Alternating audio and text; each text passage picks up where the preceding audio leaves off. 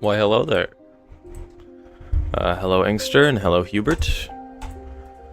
I just want to fix the game. Why does it say hey? What is... What? Wait, what? Oh. Get out of here. Yeah, it's coding time! Dude, I feel like if I actually put a lot of effort into the card game, I could probably finish it in like a couple of months. It feels doable. The thing is, I really like polishing video games to the point where they're like really, really good, so I'm probably gonna spend a bunch of time polishing it even when it's not really necessary, so I could spend like an insanely long time for the game to just look like good to looking pretty good. And what's the green card I think I missed when you made it? It is literally just a test template, so we decided to make it a poorly drawn MS Paint chameleon. That's what it's supposed to be. So all of its stats can just be supplemented here. And it basically just serves as like the baseline creature for me to copy all of its stuff over and then adjust it on different creatures. So I should... Wait, this has an equip cost. Huh. Whatever. So, hold up. I want to check real quick. Activated ability. I'm going to change this to true. Can I now equip it to a Dwarf Miner? I think I should be able to. Alright, I don't have the phases auto advance anymore. That's a bit annoying. Refresh. Invalid operands nil and in an operator. Huh? Actions should never equal nil, excuse me?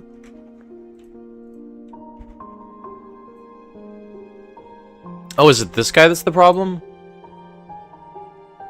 Yeah, he doesn't have a base action stat. I think it's the chameleon that's causing the game to crash.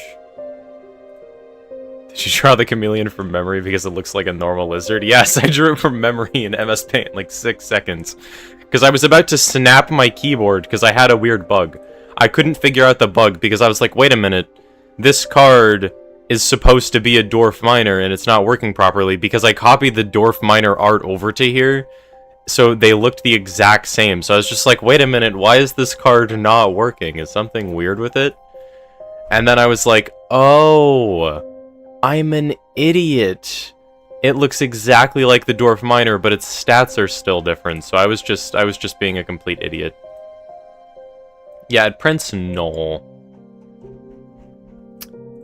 Is there a way to make this accept null as a value? I do not think so.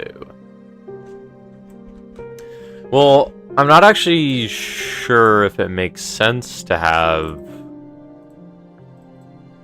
the actions look like this, because every card should have a base action stat. Even if it's 0. I should make it default to 0, probably. Because the problem is, the game is trying to refresh actions, and this guy's actions go from 0 to null because it didn't have actions assigned to it. Bam. Okay, this is a problem. Invalid operands dictionary and an operator.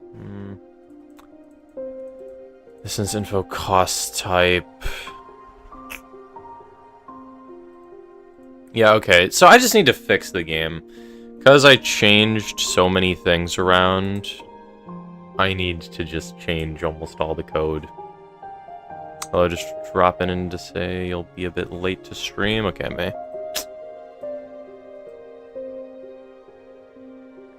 Okay, refresh, draw, man. Yeah.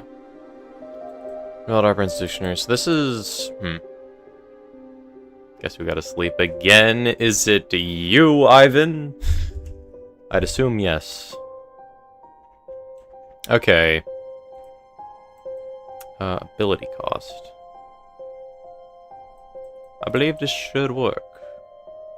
Cost type of actions. Is that a new card? It's a placeholder.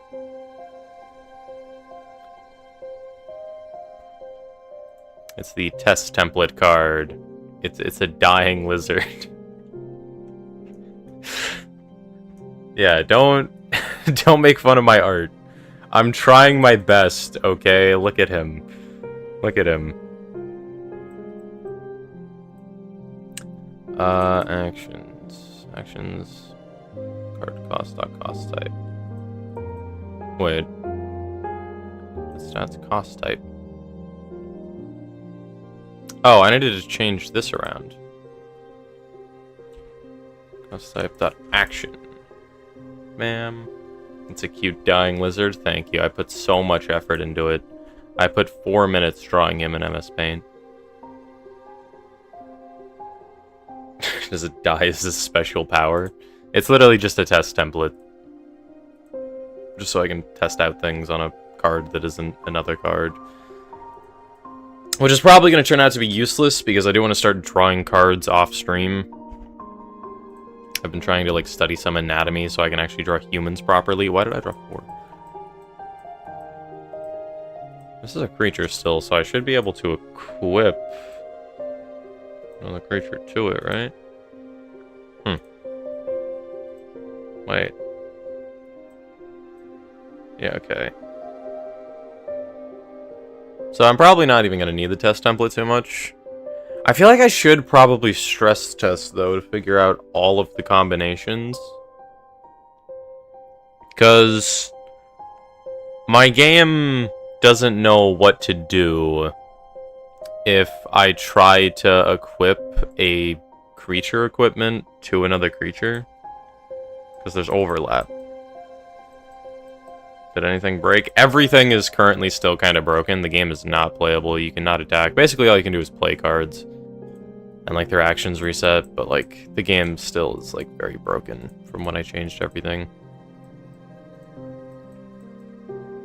So, cost type. Do I make this dot ability cost? Okay, let me see if I can figure this out. So, currently when you release a card, it runs info.gold cost, and then it gets the card's gold cost. So now I have info.ability cost. I should probably also comment this. Hard-coded to get actions for ability cost. I need to fix that.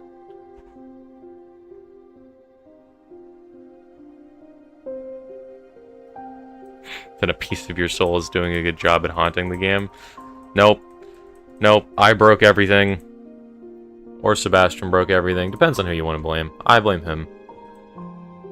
Okay, and return self.casting cost. This needs to be ability cost. Or equip cost.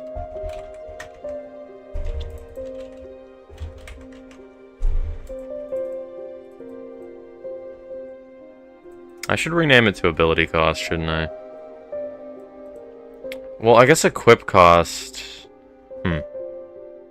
I need to figure out what to do when a card has multiple abilities. Well, same as usual, good night, and you're not a cat boy. I don't believe you, but good night, Ivan. Okay, this is quite tricky.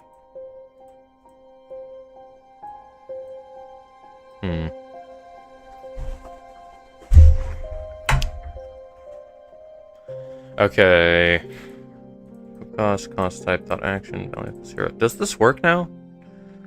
This should work, I believe. This is why I added the auto advancing phases, because going in a circle is just so much effort. Bang. Okay. We are clicking on a creature and it's not crashing. That means this is working. So instance.equip selected equals true. So let's check this and find what equip selected is doing.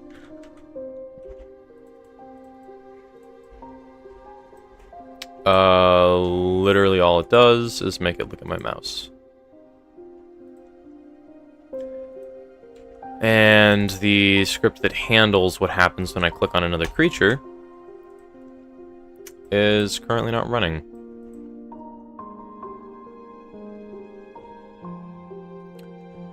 So I kind of want to clean all this up, because this is a bit dirty. It's like 40 lines of code whenever you click on a card. So the equip attempt is very broken. Literally, I mean, it works. I'm pretty sure all of this is just equipping one card to another, which I feel like could be made very simple. And it is kind of a mess.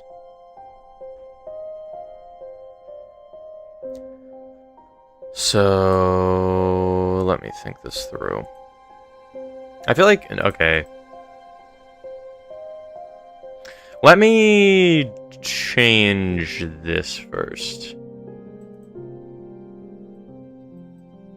Since I return battlefield, expedition, token counter changes. Okay. So I need a function for making tokens.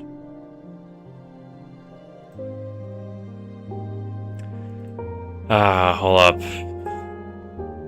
Problem is, like, everything in this script is such a mess. I really need to go through and fix all this. So, cards are cleaner, card stats is cleaner. Everything is cleaner besides the playable script, which I should be able to optimize a bit. And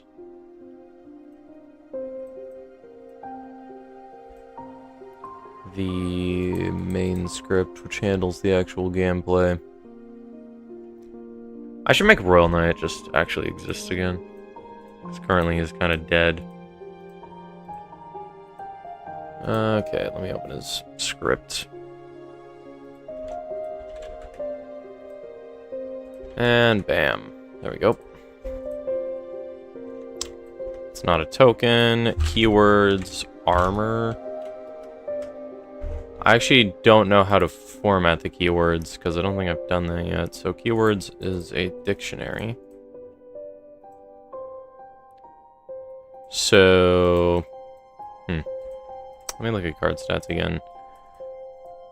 We have an enum for cost types. I should probably have another enum for keywords. What am I doing? Well, here's the tricky thing. So I feel like a dictionary kind of fits more because some keywords happen in tiers. So I need to keep track of one of these that's going to have a second tier. But cost type... Kinda... Well, is cost type even worth having here? If you don't have cost type, does it just crash? Interesting. Very interesting. Okay, we'll deal with the keyword in a bit. Doesn't make tokens, doesn't have an ATB effect, doesn't have an activated ability. Base damage stat is 5, base health stat 9, base action stat 1. Doesn't have an equip cost, costs 3 gold.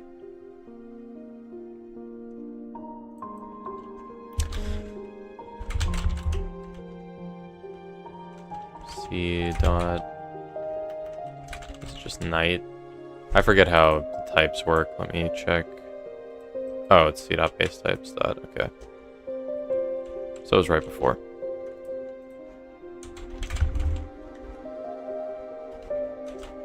Is the base type not in the thing? Dwarf human equipment gold. It needs to have. Oh, knight is a subtype.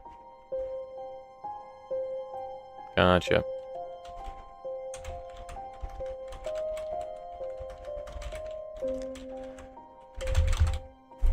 What do you guys think of programming streams? Because I mean, I like programming, and I kind of want to stream it because I'm gonna do it anyway.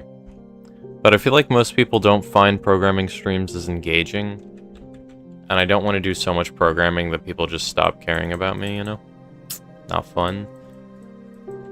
But it's a double-edged sword. Because what if my game is fun? Then you'll want me to work on it more, yes? Where the vibes are chill? Okay.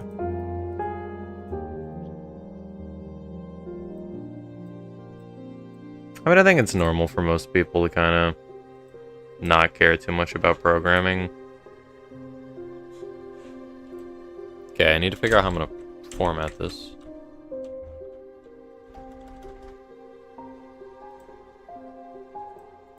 Yeah, let me think about how this works. So we have the keywords dictionary that's actually going to store the keywords.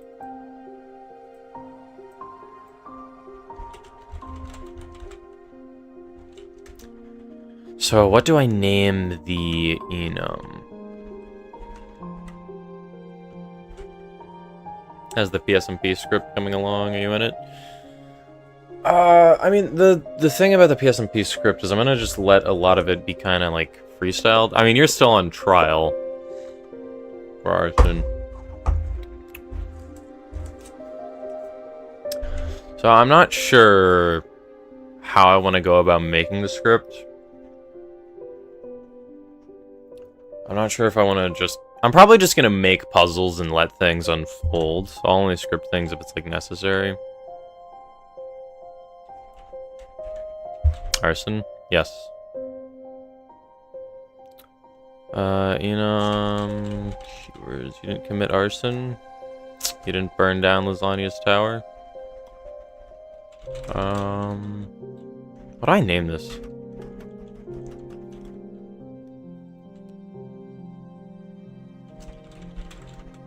Oh, I should probably just do keyword type.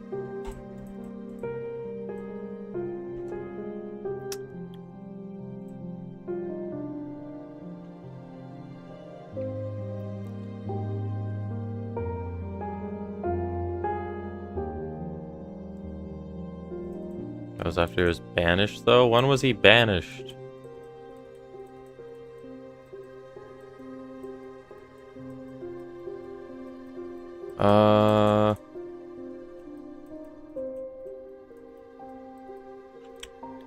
Keywords type.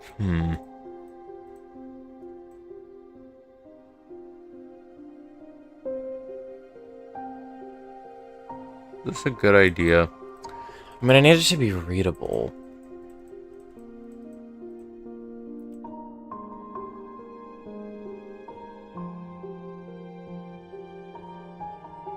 I don't know if the enum makes sense. It's gotta make sense. I don't think I can do this without the enum. Keyword type. Or do I rename this? Yeah, I'm not sure how I should go about naming these. Whatever. It's fine. I guess I could change it later. Well, I don't want to rename this.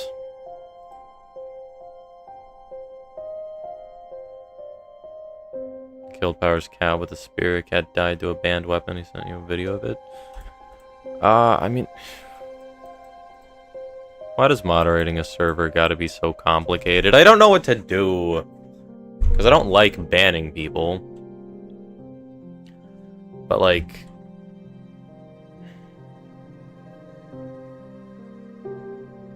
killing somebody's pet by accident.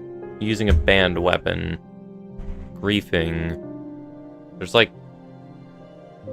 3 bad things that happen. I don't really care if somebody uses a spear in PvE too much.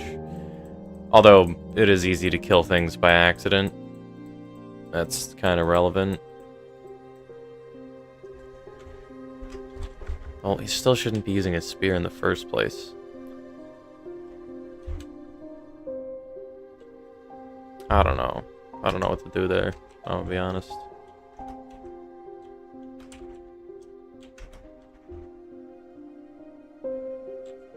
But still, when it comes to the server rules, they're in place unless I give people the go-ahead. So you still need my permission to grief somebody else's base. Hey, Timmy. Although Lasagna should have still had my permission to use a spear.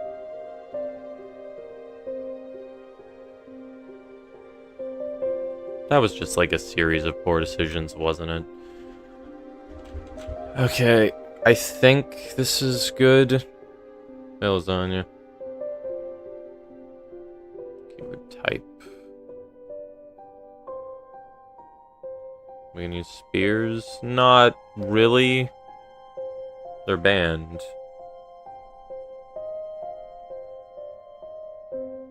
I'm thinking about unbanning them in PvE though, because they're not like too bad in PvE.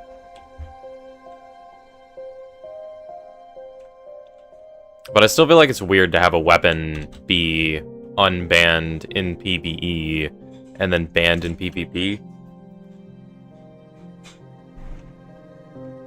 And I think it's perfectly fine to live without the spear. It's not like it's bad. I think the spear should still be banned. I'll keep it banned. What's PvE? Player versus entities. Yeah, I think keywords working like this is fine. It was a building in a nation that lasagna was banished from. Or banished from the village. Yeah, but your tower was in the village.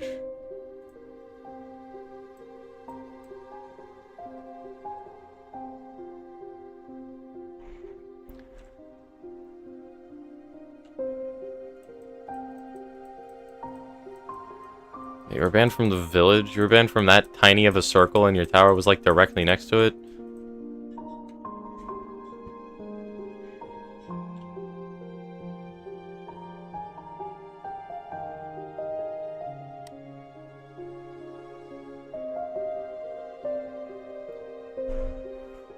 Okay. I think this works. Okay, so keyword type armor. So it should be able to go keyword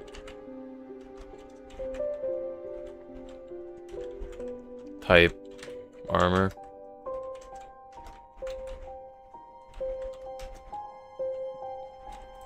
If I do this, does it work? Okay, it does. Do I even need enums? Enums just makes it so it autofills. Can you use it for PvE? I don't know. I don't know about spears. I'll probably put like a poll in the PSMP channel.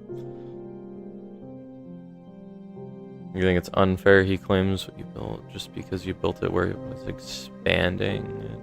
It expanded it when you were building it. Do you think it's a little unfair, Puncher? Like, that's... okay. It needs to... like, you can't break server rules under any conditions unless I give you the go-ahead for lore reasons. That includes griefing. Hello, Vad. You were not a part of the conversation, or were you told that the tower was not part of Puncher's Cove, also your old base was in the village and it was further out than the tower? How do those charts work? What's up, Vad? It's okay that you're late. I don't mind. I don't mind. I need to figure out if this should be an enum or not. Keyword... yeah, I'll just do keyword type so it fills. Actually, should I just make it keyword? I feel like that works. Yeah, I feel like that works. Even if it was still griefing? Yeah, you shouldn't burn it down. We rebuilt the tower. You have a real question, if I find stuff under my base, is that mine? If it's somebody else's, then no. How we doing today? Pretty good. Went to the gym, we're doing some programming. I'm gradually fixing more and more of the code. The game should hopefully be in a playable state in not too long. Okay, now we got the Royal Knight. I need to remove test card. Get out of here. If they left it there and you built there, that doesn't change the ownership. Invalid access to property key subtypes on base object of counted card stats. Subtypes is a thing. That is a thing.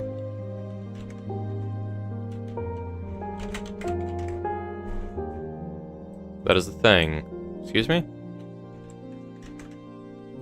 Oh, is this supposed to be different? No, types is a singular array. Not sure what that's about.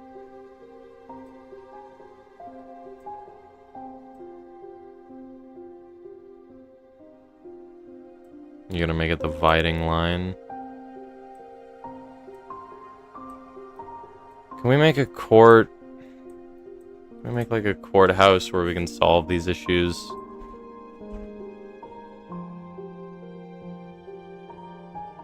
Like a half stack of diamonds got in your inventory. Weird. What are you talking about? Timmy, what did you do? Or do you mean like the server crashed and it's just glitched in?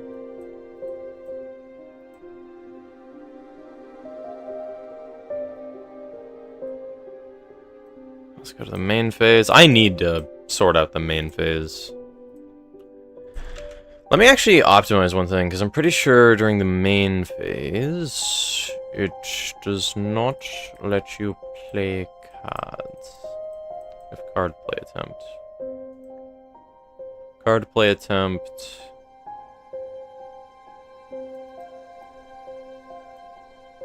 Only happens... Wait.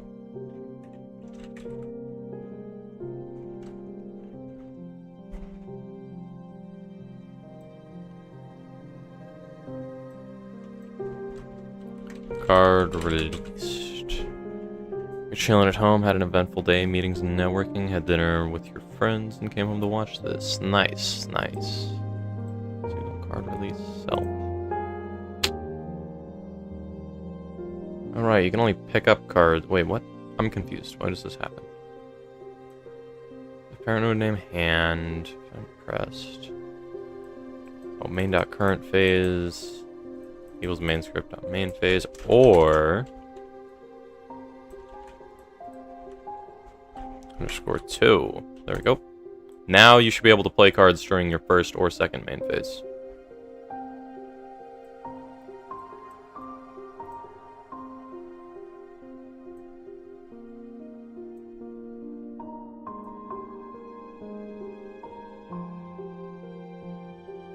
I need to dissect conflict to really get a good idea of how I should go about writing a story that has lots of conflict. Because most conflict usually arises from a difference in personal beliefs, a fight over resources, or a fight because of stupidity. Yeah, usually those three things.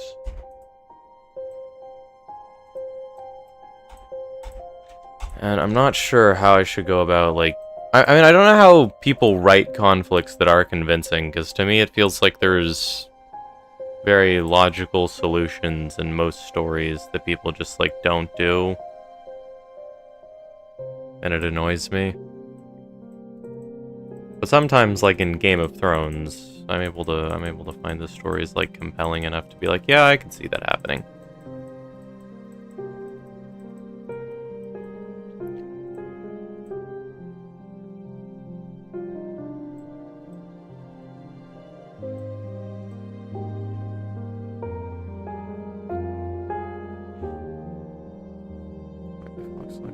Selected.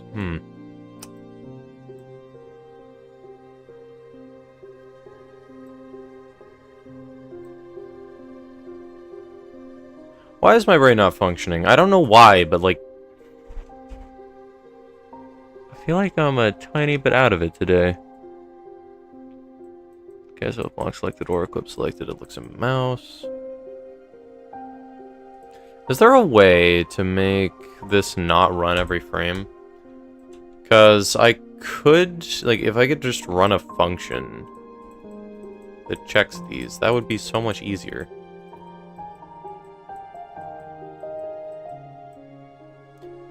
You can possibly cause a famine and have crops die like they can't grow. People start fighting over food and anarchy reigns over everything. That could work. I suppose I could give food some more, like... I don't know, value? One guy made a server where he used wheat as currency, which could work. Because you have to use it as food, you have to actively have a spot to grow it, which means your base has to be big if you want to be rich.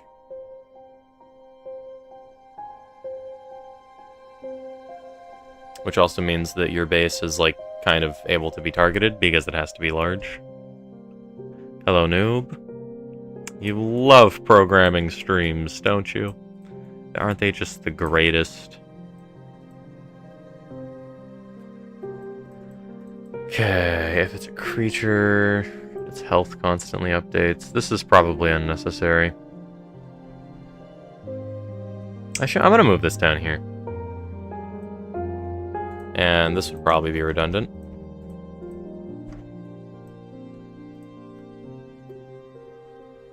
Okay.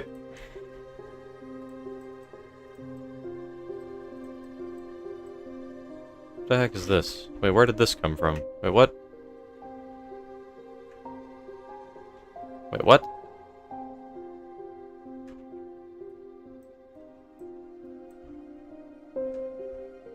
Huh?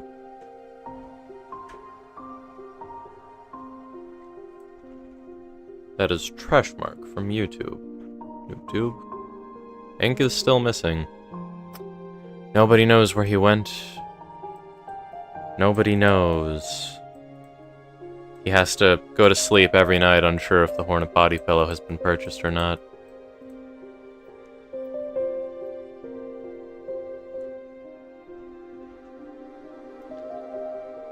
Okay, why does this exist? Area.2D. What node is this? Am I updating this node's position to the card art's position constantly? Why am I like this?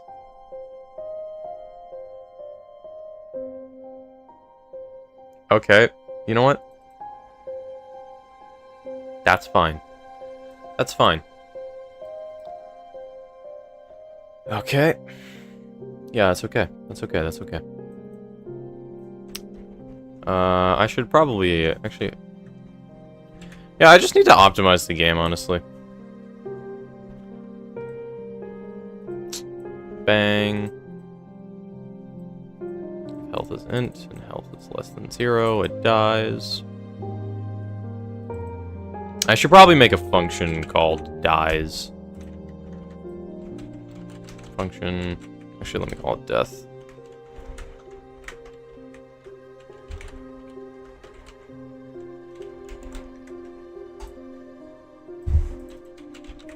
Bang. Now, the reason I want a separate death function is because when creatures die, currently, queue free runs, which means the entire node just gets deleted. But in Magic and in my game, there will be a graveyard where creatures go, and they can have special effects.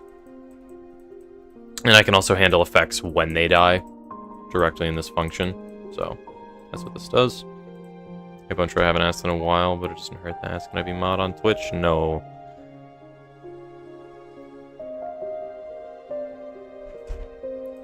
I will only make mods when we are in need of mods. Do I need clear blocks as its own function, or shouldn't I just... I think clear blocks is clearer, but whatever. Okay, so the process function currently... This is all kind of necessary to figure out its position. This is all kind of necessary, and I think this works. Okay. Get out of here. So, I think the process function is good for now. Yeah, I think it's good for now.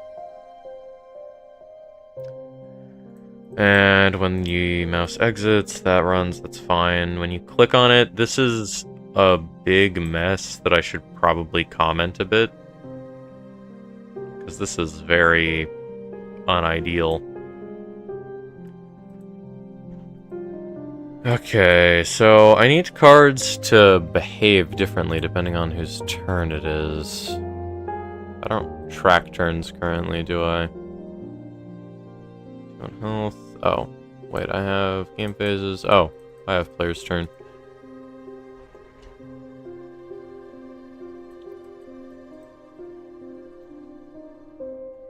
Not sure how to make player's turn handle actual multiple players and how I should make it handle bots. Weird. Okay, whatever. I'm just gonna ignore that for now. Yeah, we gotta go through one of these colossal scripts, so let's just play through the game, see what happens. Let's just do the natural progression. So you play Dwarf Miners, you play Rings, you go to combat, can't do anything, you go to blocks, can't do anything, you go to damage, nothing happens in your second main phase, nothing happens at the end of your turn, then everything refreshes, then you get to your draw phase, then your main phase, play Dwarf Miner, play this guy. You cannot currently equip creatures to other creatures, so let's fix that. I need to make like a little goal thing. Okay, I want to do a stream where I draw a streamer UI, because for a while, I had like an overlay where I had like my chat on one side, I had the rock BNG, I had what I was doing, I had like a timer and all this stuff that's sick. And I kind of want one of those again, but I think I'd like to draw my own. So I want to do that at some point. I should probably do that sooner than later so I can start using it and fix anything that's wrong with it.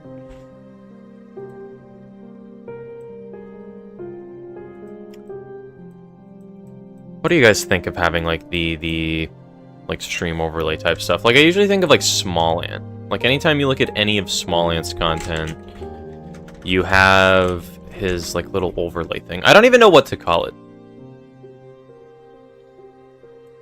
But I mean, like, if I go to his Silksong run, you can see that he has, like, this overlay thing.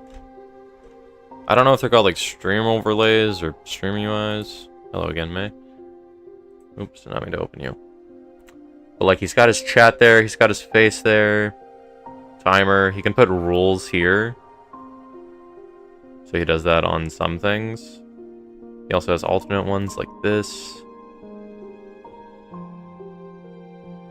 And I kind of want one of these.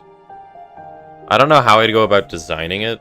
I don't know if I want to have like a sub goal or recent subs or recent followers or whatever.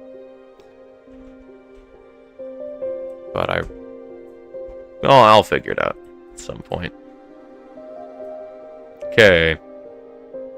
So in the main script, card clicked is what currently handles creatures being equipped.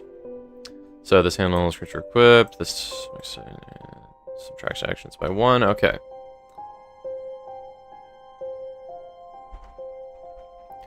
So let me comment all this. Handles. Let me actually do. Handles an equipment being equipped to another creature. Not another. Handles an equipment being equipped to a creature. That's what all this does. This is so incredibly inefficient.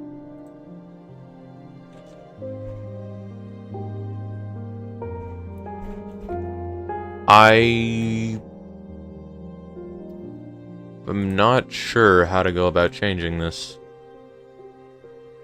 Let me just go through, see everything this does. Let me do checks, cards, activated abilities. Bang. If current game phase equals block, instance not attacking. Okay. To do handles blocking creatures. Only. Let me add a comma. Only blocks player 2's creatures. And that's it. And hello, power. Okay. So, card clicked Does 3 things. It handles an equipment being equipped to a creature. It handles activated abilities, and it handles blocking. So I need to rework the equipped function. So this currently checks if game phase is main. It should be or game phases dot main 2, because you should be able to equip in your second main phase. Then it has variable equip attempt, which checks if a card is trying to be equipped in the first place. I feel like this is probably redundant. Let me get rid of equip attempt.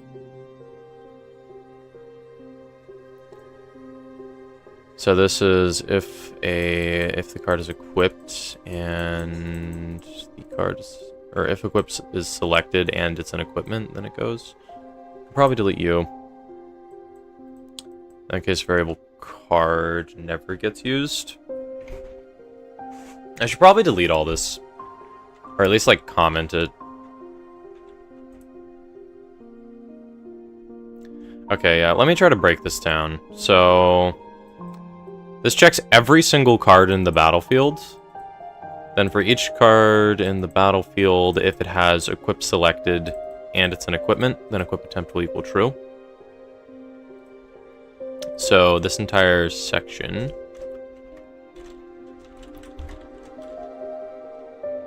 it handles finding the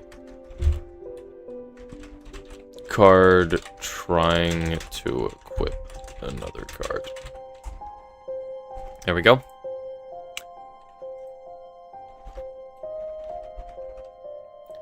And then if the card you're equipping is a creature, then for every card in the battlefield, okay. Yeah, so this should work. So what this does,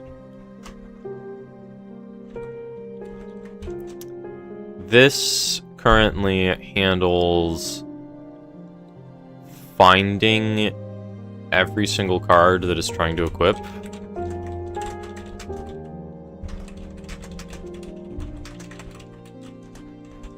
And it makes them equipped. Okay.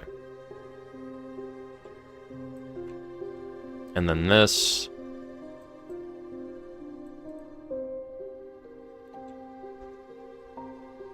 Kind of want to change card clicked, because currently it runs like 3 different commands depending on what you're trying to do.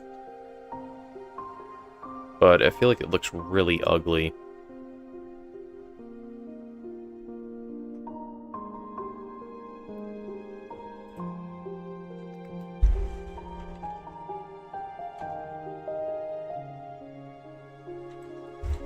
Now this, okay, so this script,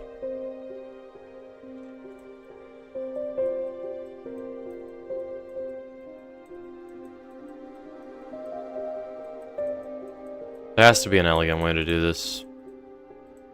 So this finds all cards trying to equip another. And then this is if card is equipped, it will unequip from all, or from other cards.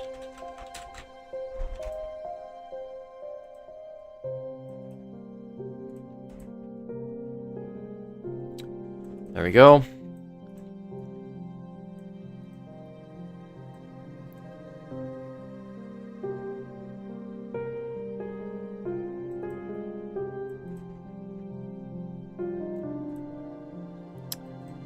And then this makes the card equipped.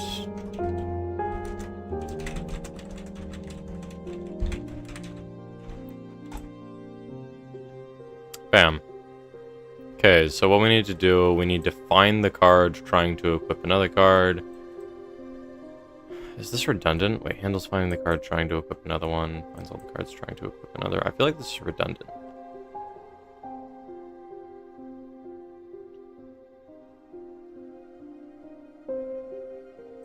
Yeah, because I could just make it find if the card you're clicking is a creature, and then trying to equip all cards that are trying to equip another. And it should still work, I believe. Dude, I need to figure out version control.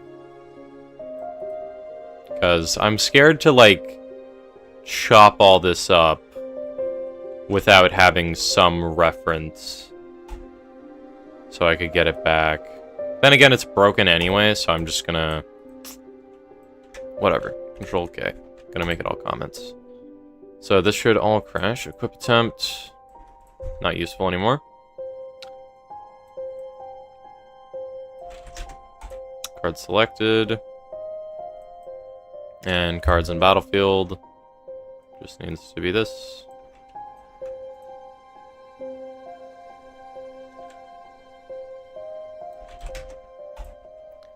Bam.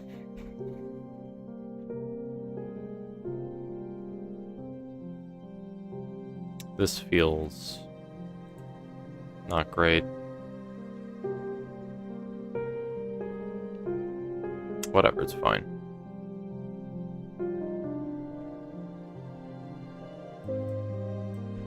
Wait a minute. Really? Out of this entire script, nothing goes off to the right? Excuse me. I think that's, yeah, it's because things are closed, okay. So, if the creature you've clicked on is a creature, it'll check every single card in the battlefield. Is that even useful? I don't think it needs to even do this.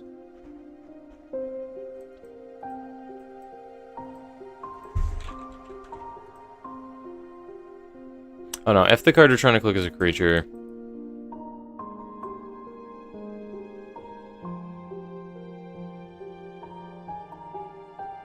then it will check every single card in the battlefield and see all the ones that have equip selected. Is there a better way to do that?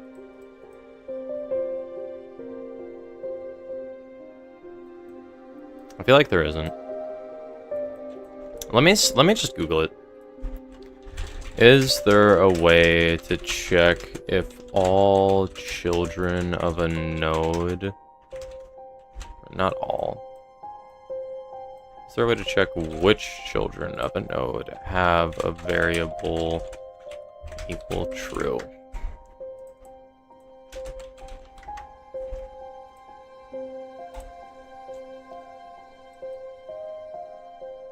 Looking through the pairs children using duck typing or the in operator substitute kernel assistance. That feels redundant.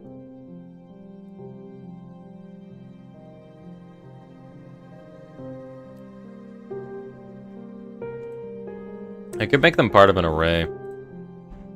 That could work. I think this is fine, though. This feels redundant, but I think it's fine.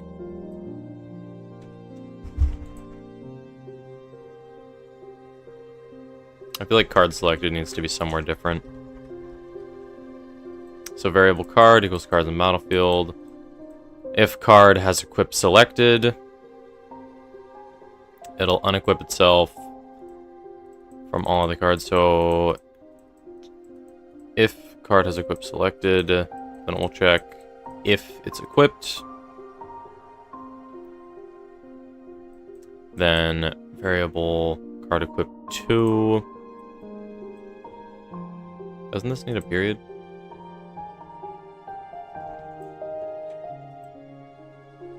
Oh no. Card equip 2 equals card dot equip 2. Is this redundant? It seems redundant.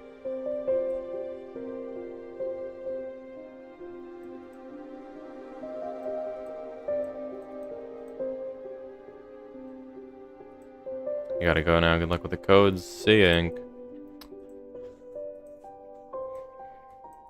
So if card equip 2 has card, then it will erase the card. And then it will adjust. Oh, and if it has... Wait, if equipped by is less than 1. Card equipped to dot equipped equals false. Yeah, this feels like it makes sense.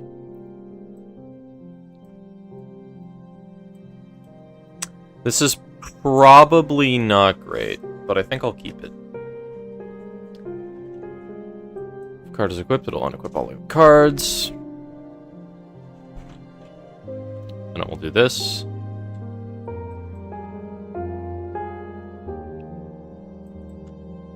And then it makes the card equipped. This feels awful, but I'm not sure what to do other than just set all these values.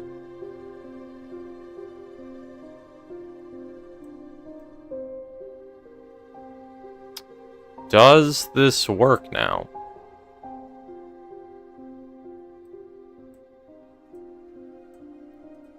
I hate that it takes 12 years to cycle through all the phases. I gotta add back the thing that automatically combed through all the phases. That was so convenient. Okay, so we have ring equipped. We try to equip the dwarf and it doesn't work. So... wait. I think it's this that's problematic. Let's try this. Dwarf Miner, ring.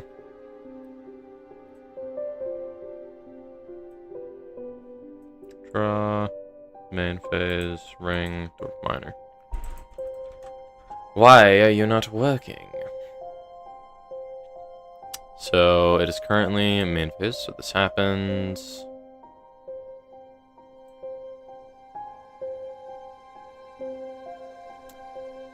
If the creature you're clicking on is a creature, or if the card you're clicking on is a creature, then it will go through every single card in the battlefield, and then it will check if equip selected equals true, which it will.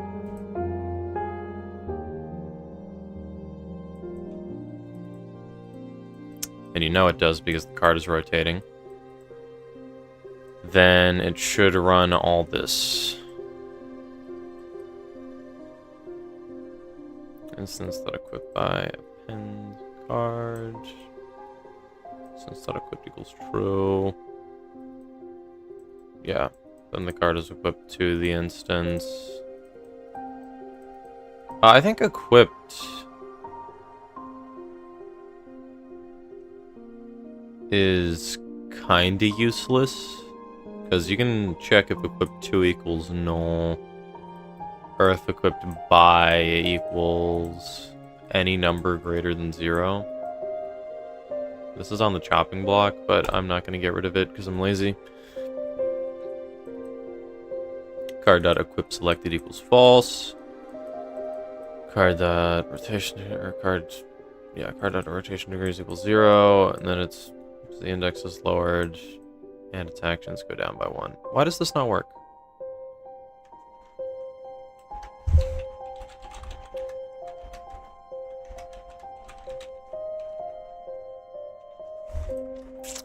Egg 2. Print egg.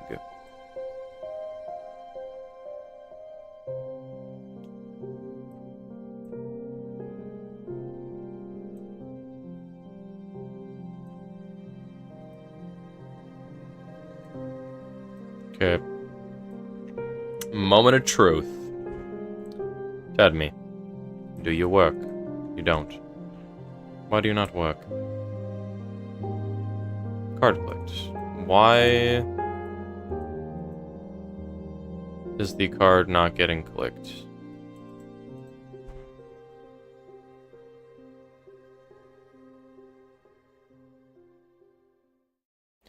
Okay, first of all, this is problematic because it needs to be or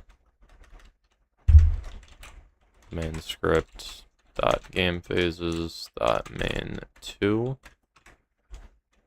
That needs to be different. It should be giving off card clicked.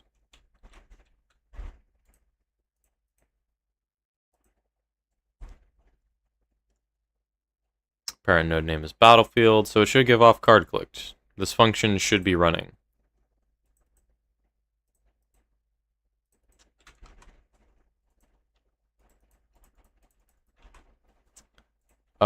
Why is this not working? Print current phase. Please say that works.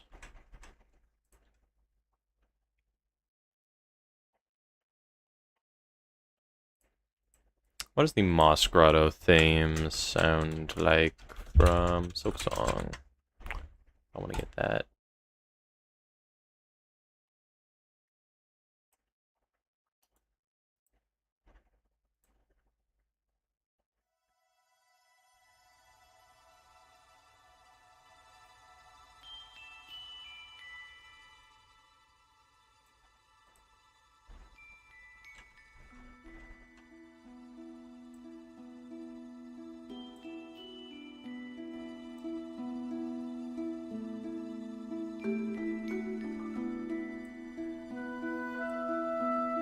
There we go.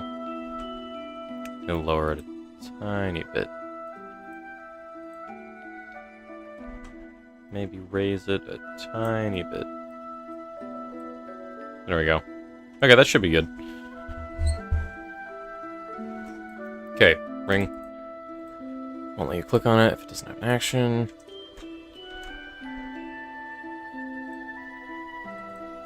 Print 3.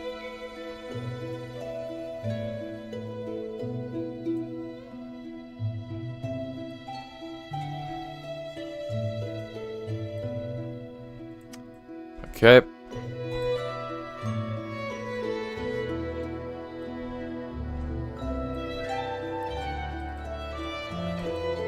Game phase is not main or game phase is not two. Weird. Why does this not work?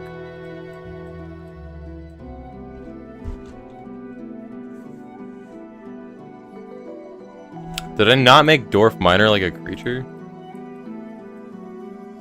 I didn't make him a creature, are you kidding me?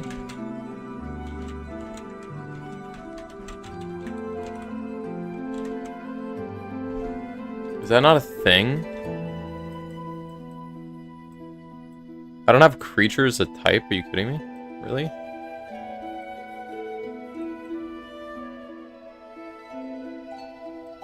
Ah, well... that explains something. Wait, there's gotta be... there's no way. There is a way. Wow, that's literally it. I forgot to make Dwarf Miner a creature, because creature isn't a type in the game, apparently. Good to know. Because creature isn't a type. Wow.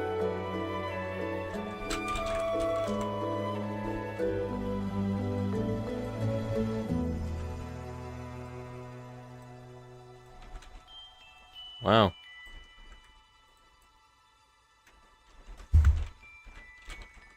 Bang. Okay, well, Royal Knight needs this.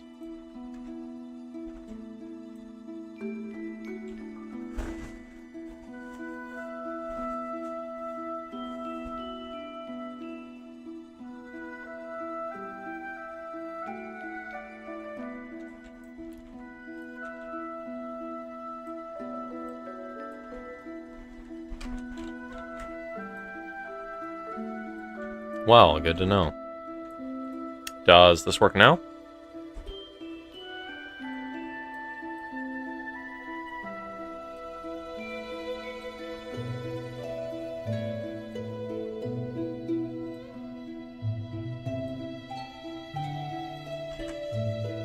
It's not advancing still.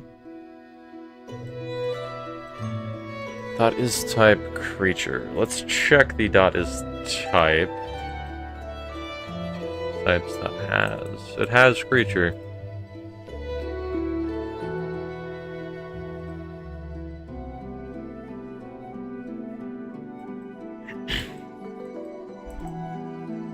Yeah, it is a creature.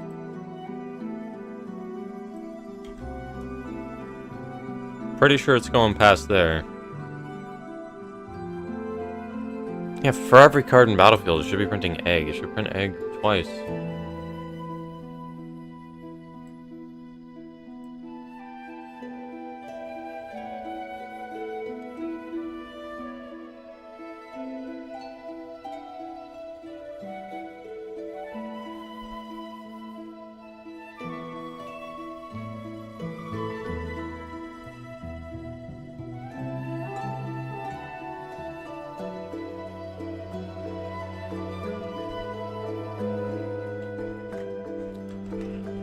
Let me try to print something here, because perhaps the phase is the problem.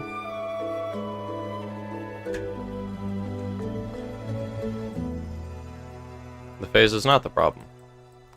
Instance.info is type creature is not returning an answer. That is the issue. String, oh. Oh.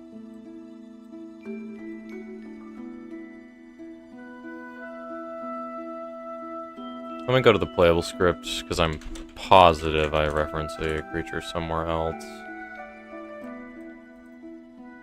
that is more relevant. If info.is type creature. That doesn't actually do anything.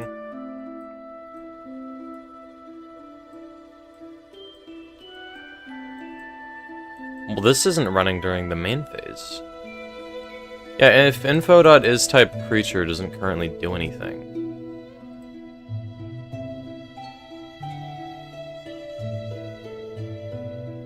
No, this doesn't even check for actions or if it's the main phase. No, this checks if it's the main phase. Oh, that checks actions, okay.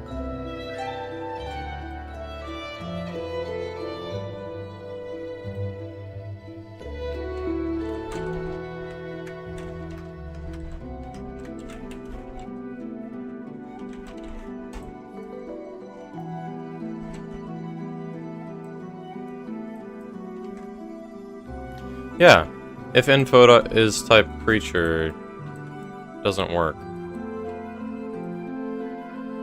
So let's make sure is type is running.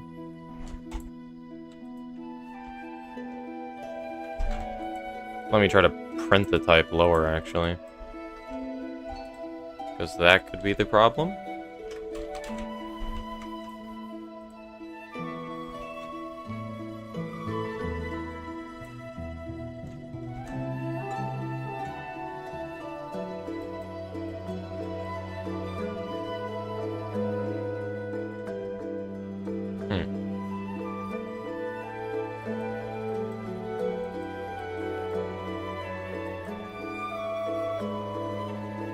Because it's expecting a string. Weird.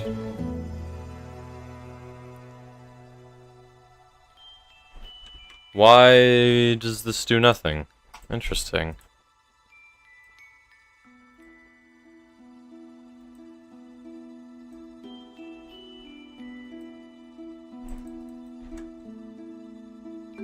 Yeah, it's 3 and then eggs. It's printing eggs. It's printing the game phase. This isn't running though. Instance.info is type creature. Interesting.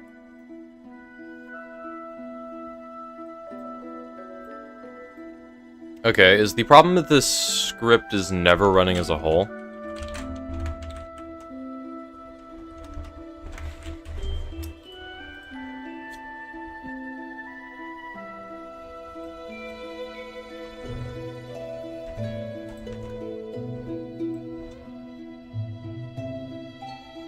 Interesting.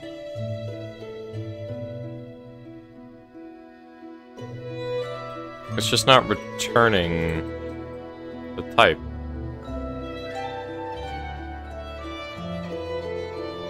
Is it? Do these need to be like strings?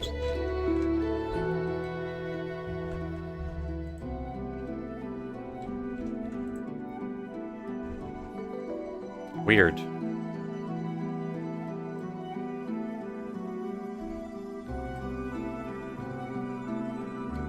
Unreachable code statement after return function is type. Oh.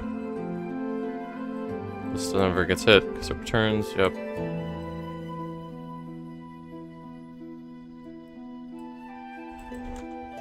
Creature. Wow, it gets. Wait, what? It never sends it back. Excuse me? It prints the type.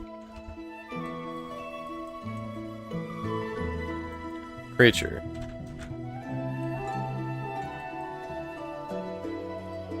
What?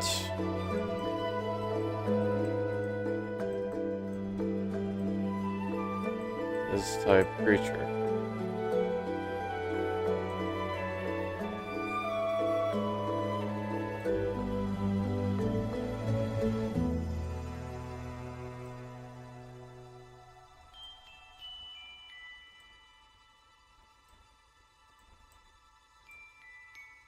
Interesting.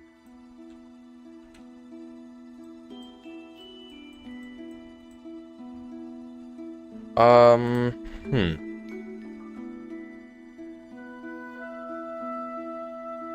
Interesting.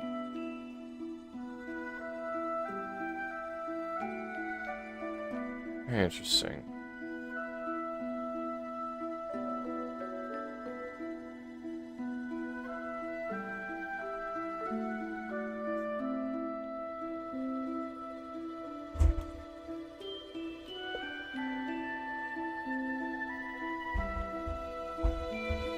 Yeah. What is going on?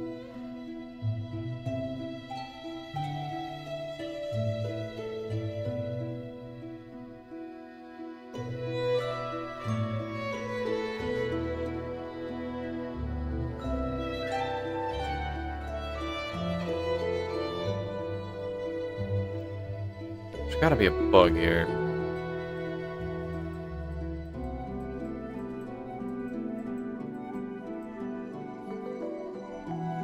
What is broken here? What?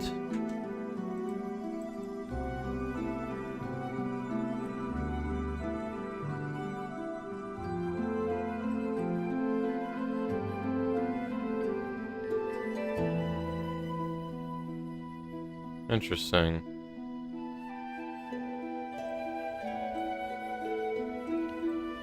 I don't understand this. I mean, it returns types. If it has the type, then it equals true. If it doesn't, then it equals false. These should automatically advance if it equals true.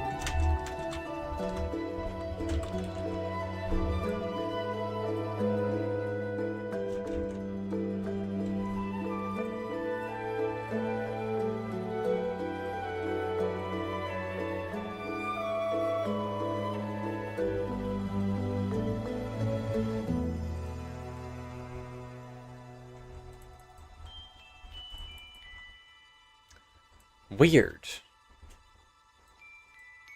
Why does it not move forward? Input is type creature. Is type. Huh. Wait, if instance.info is type creature, goes here. If it has creature.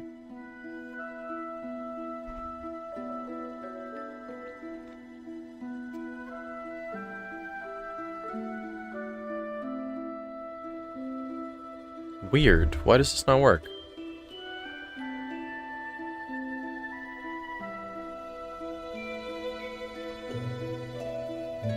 Weird. Wait, what? I don't understand why this isn't working. This should work fine. Because if the instance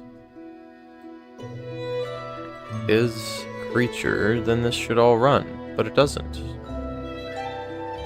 Why does it not? Because the instance is now creature.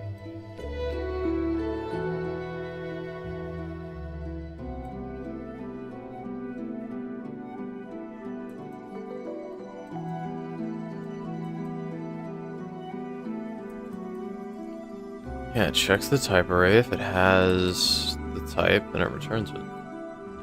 Huh. Weird. Why is this not advancing? I don't know what to even Google to find this solution, because I'm so confused why this isn't working in the first place.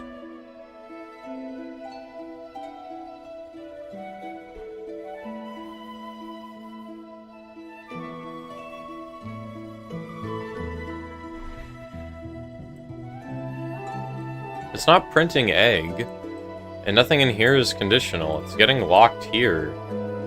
It has nothing to do with the game phase. Yeah, it's just this isn't working. This just doesn't work. Let's break it down. Okay, so if instance.info is type creature, this grabs the instance, it checks itself.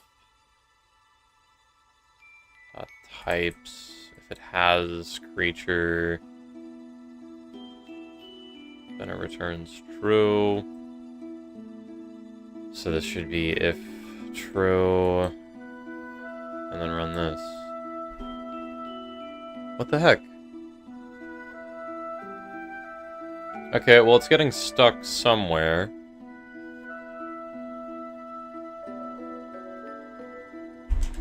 It prints creature when I put creature in here.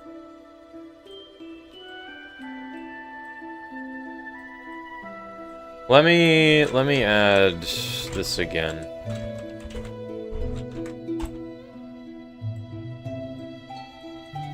Because it's possible I've made a mistake somewhere here. If info is type creature. Print. Tries killing.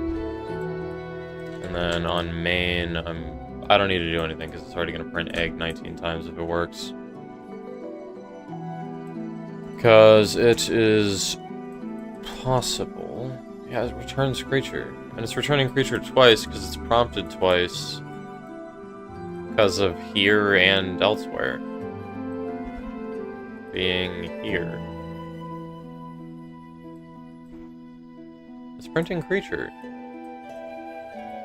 I'm gonna assume the issue is in returning the value.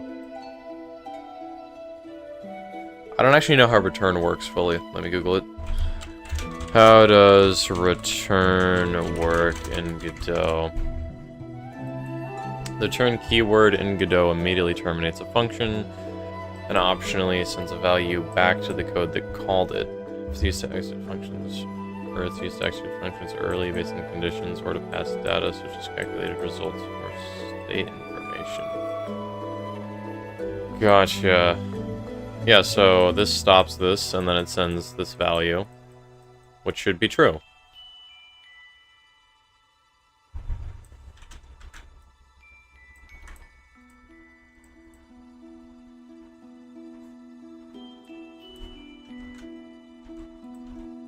It's returning false.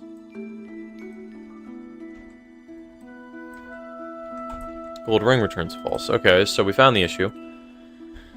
It's returning false when it should be returning true. So has type the dwarf miner has creature as a type.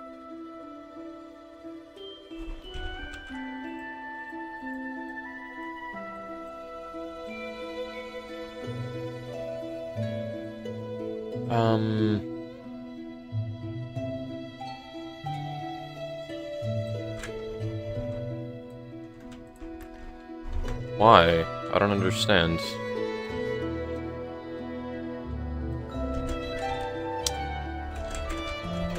And the types array and it returns false. Why does this happen?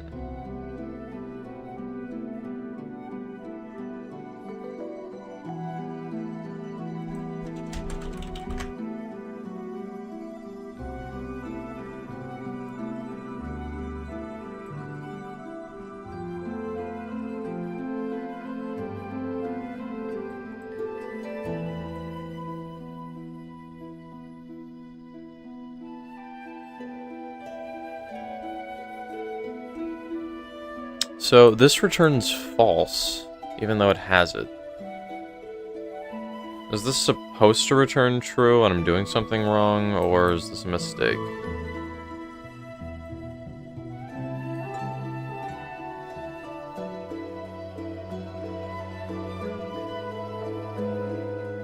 Why? Wait.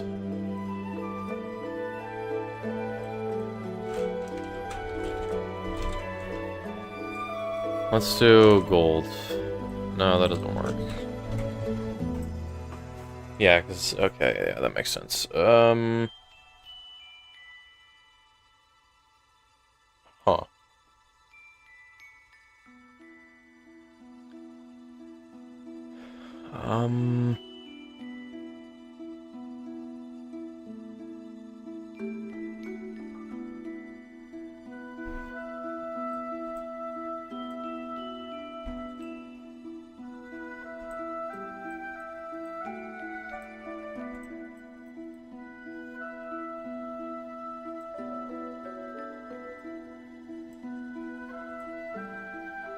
Why does this return false?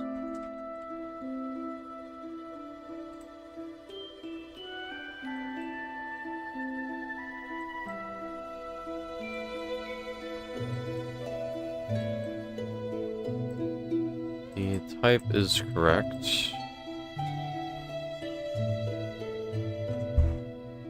They should be the same.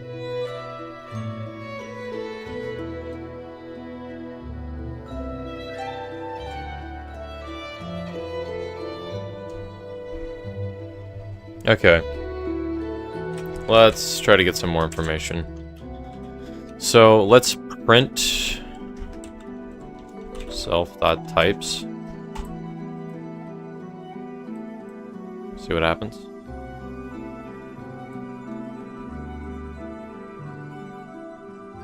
Oh. Because it's just giving you the numbers.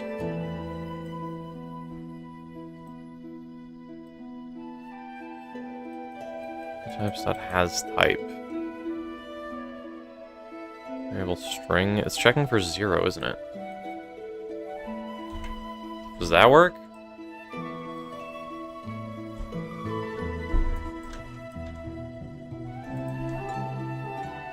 Wait, it's printing egg.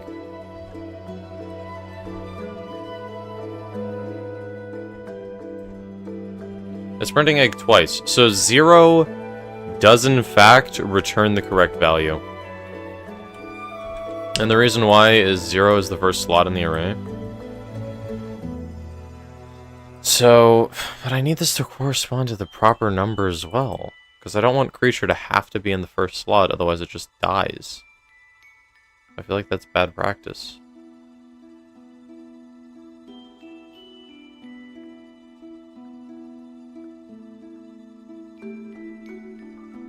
But it still prints false. Meaning this isn't a good check. Yeah, has does not work. Has type returns false no matter what. Yeah, okay.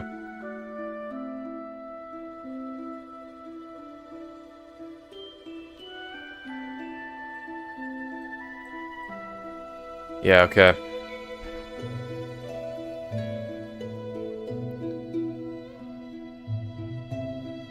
So types just looks like this. Wait, why does that like that? Oh, right, because these are subtypes.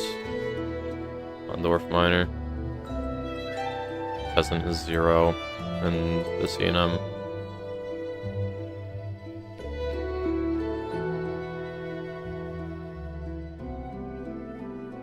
Right.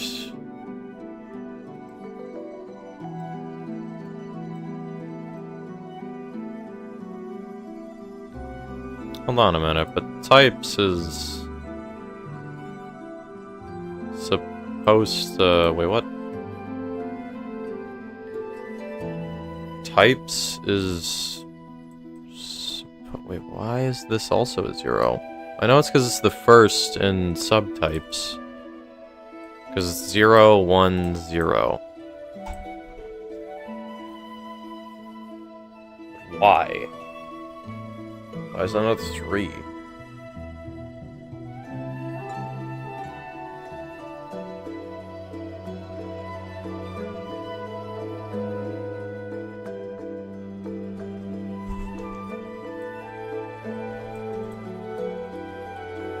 Well, it always returns false.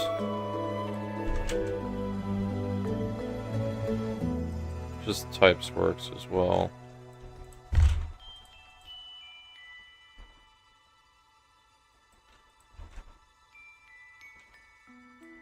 Yeah, why does it return false though?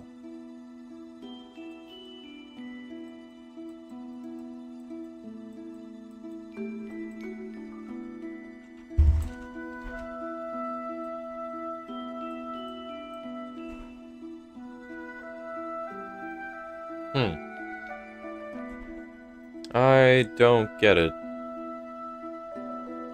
How do I get this to return true?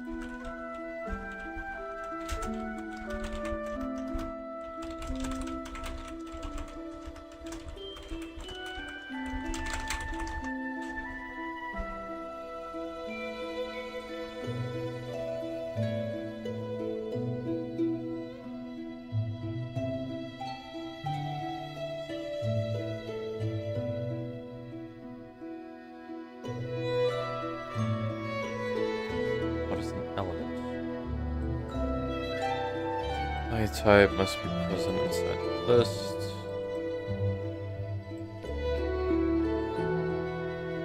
Google AI is wrong as usual.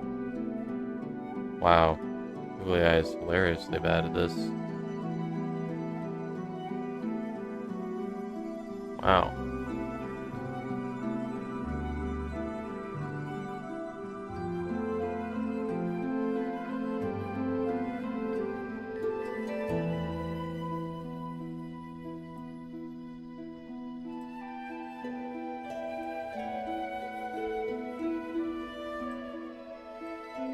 Interesting. Not sure why this is like this.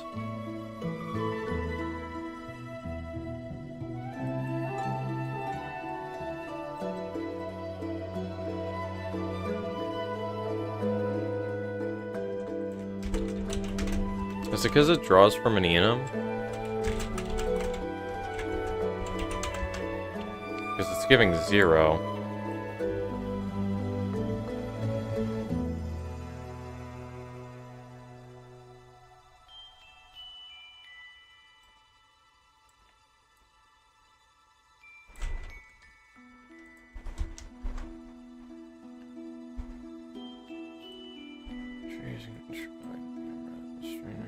Okay. Wants the integer value, apparently. Well, that makes sense. Because if I put 0 in there, it should return true. So how the heck do I convert the type into the proper enum? Because the problem is there's overlap. Like, if it's a peasant, I'm pretty sure it will return 0.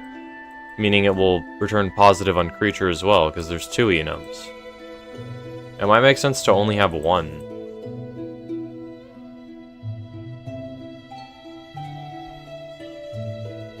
Let me just check. Well, no, I know what's gonna happen, because if it checks for peasant, that'll return the same thing.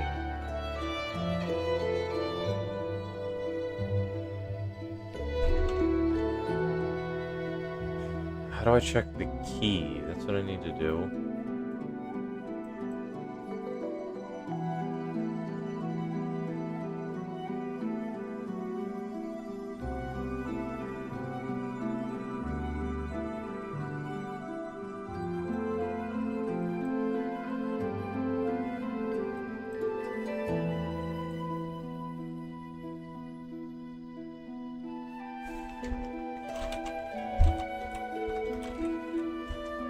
Does this... Okay, hold up. How do I do this?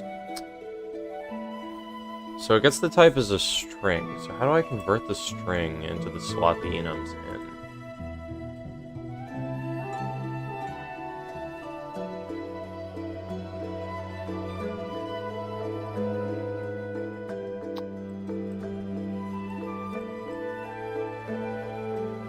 Can I do has and... Can I do find? Type. Okay. Bang. Oops. There we go. That kind of an improvement.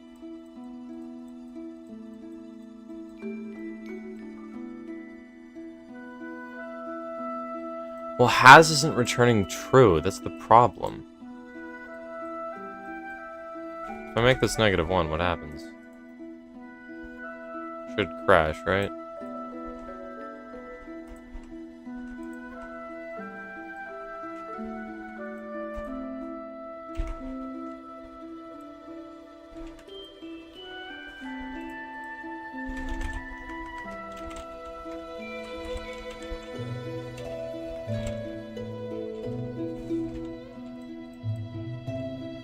Oops.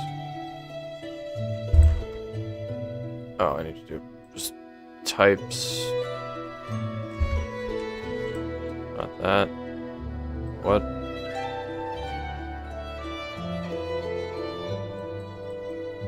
What? This is so weird. This is so weird.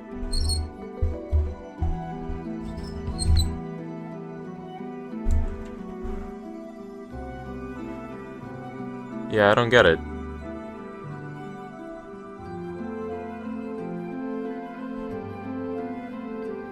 So I need to find the slot the type is in. Wait, okay.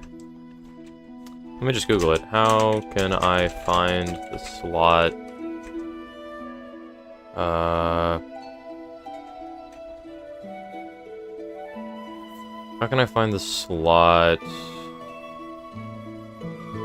an enum is in an array using a string that shares a name with the enum? Godot.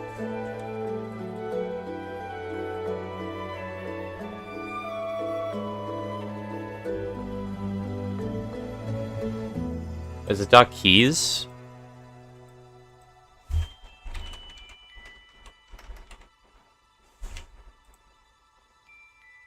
Can I find number keys in base array? Right, because types is an array. So doesn't want keys dot type. Keys not declared in current scope.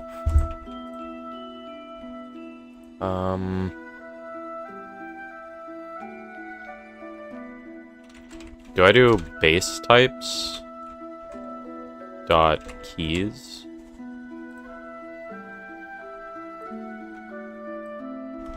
Or is it just base types dot type? I don't remember type. Weird.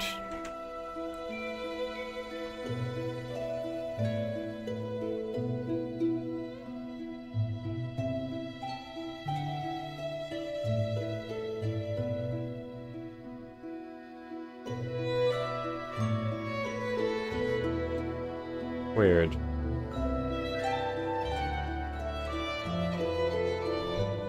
Huh. Yeah, I'm not sure what's going on here.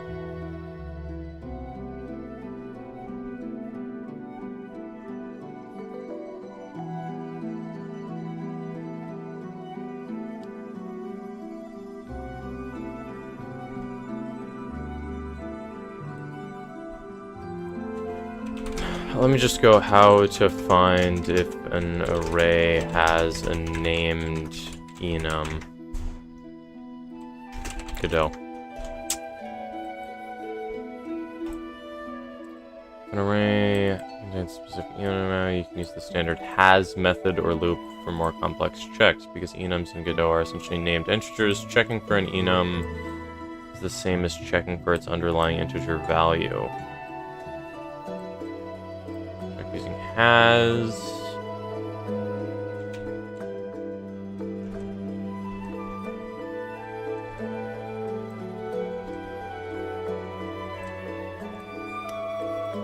So we have the enum. The array is made up of the enums.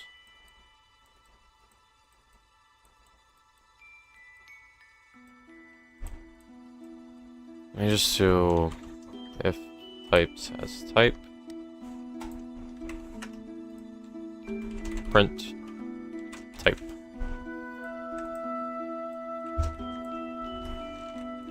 Moment of truth. Oop. Not all code paths return a value. What?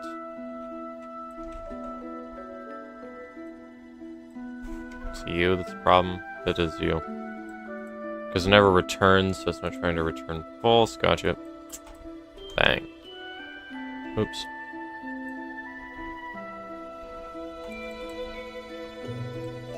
If types has type. Yeah, that's the problem. It does. It does have it. It just never goes. That's the problem.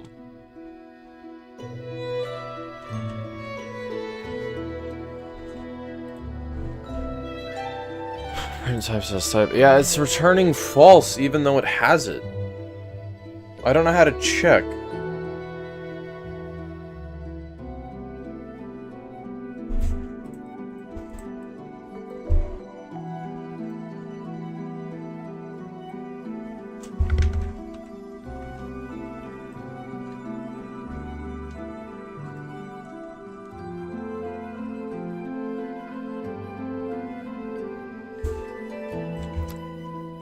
Weird.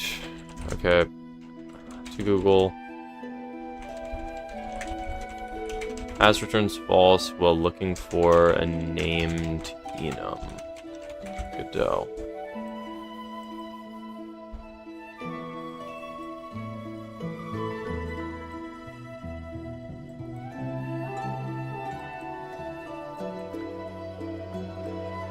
Is it .keys? Is that it? Can't if I remember keys in base string.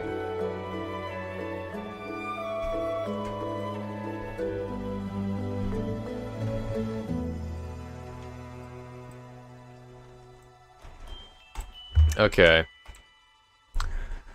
So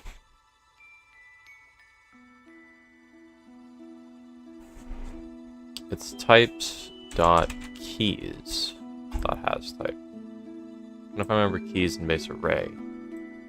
Well, it's checking as returns false while looking for a named enum in an array. Does that help?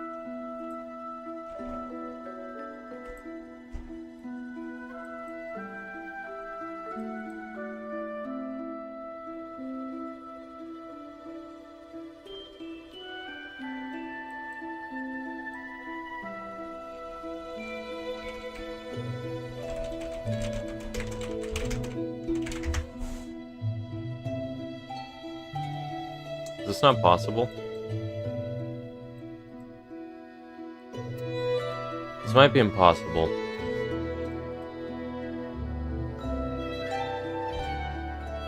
Because I don't think...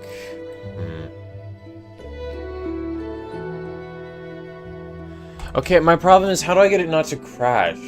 Because if I make it check the array to see if it has the thing in the first place to figure out which slot it's in, and it doesn't have it, I'm pretty sure it's gonna crash. Let me just try it.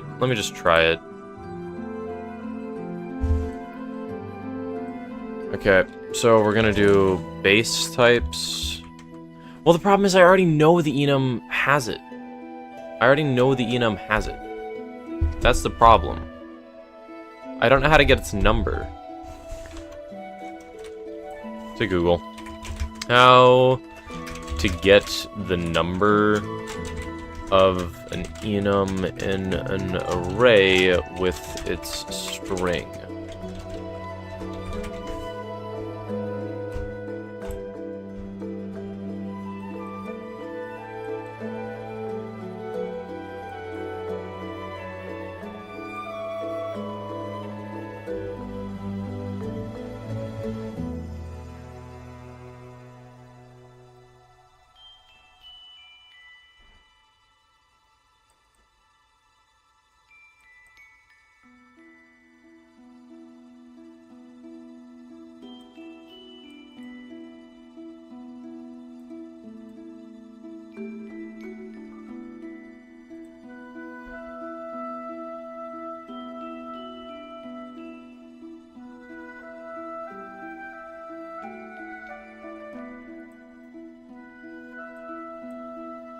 Okay, here's a screenshot. Reddit, you're not being helpful. Reddit is not being helpful.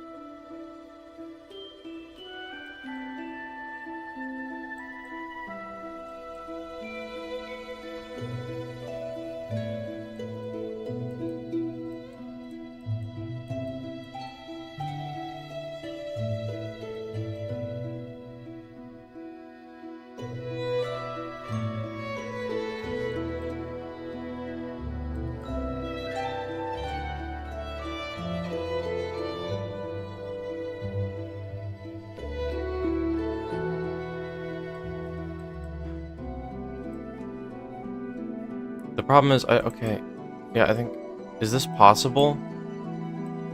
Part of me feels like this is impossible.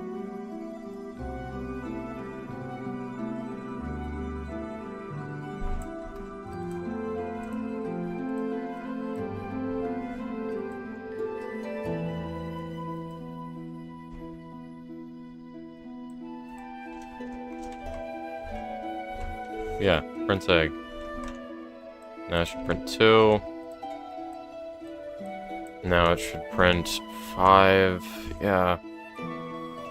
Like, it runs if this equals 0. The problem is, I don't know how to return the number that it's supposed to be without checking to see if it's in the array already. Which means I would have to know if it's in the array already. This is not the solution. Because if I can get this to work, I can get something else to work that works just as well.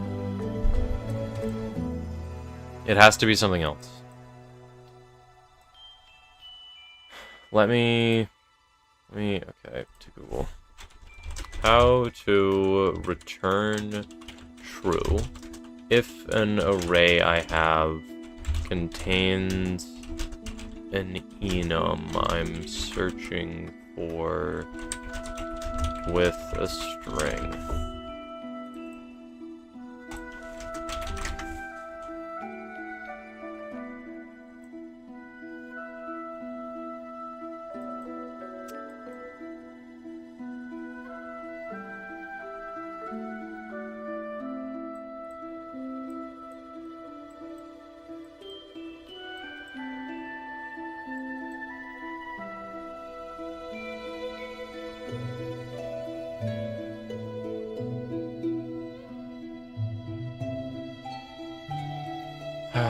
Dude, I don't understand. I don't think this is possible.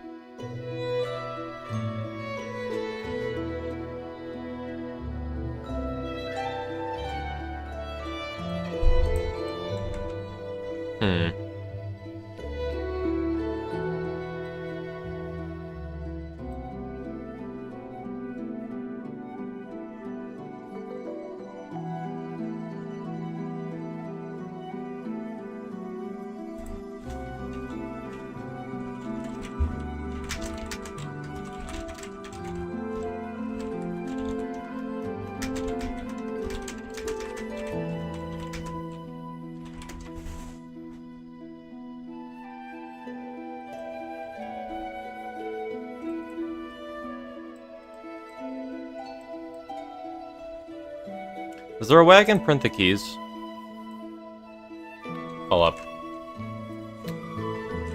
Can I print the keys of an enum from the array that has enums in it?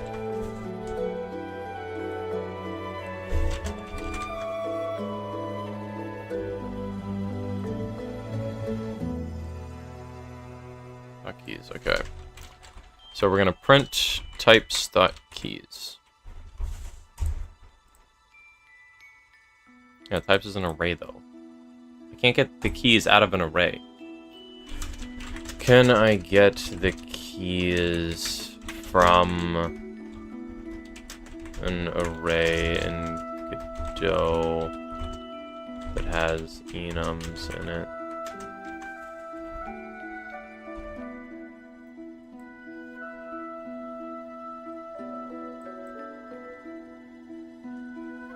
But the problem is the numbers are always going to be different. I have to get the keys from the array. Okay, wait.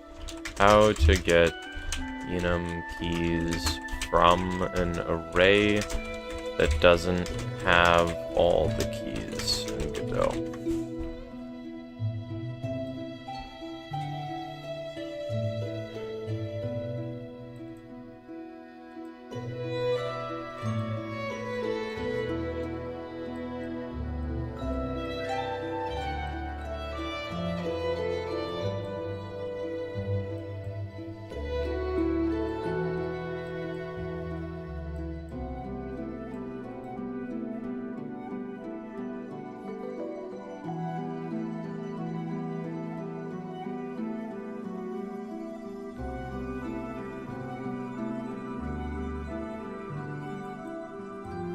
All up. The cogs are turning. Okay. So...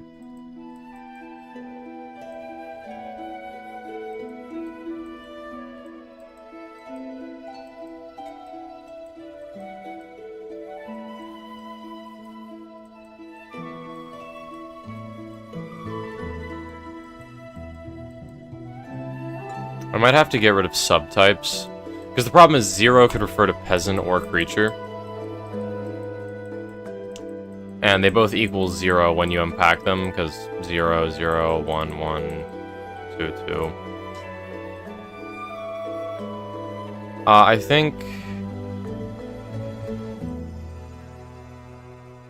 think, yeah.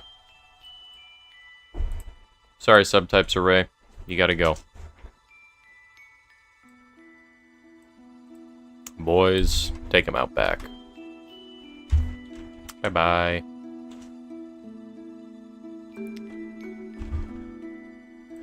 Types, space types, and great. Why is this not returning an error? Die on a fire. There we go.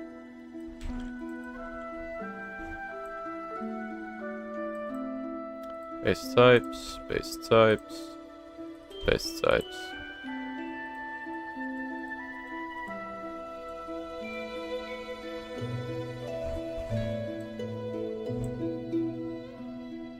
Okay.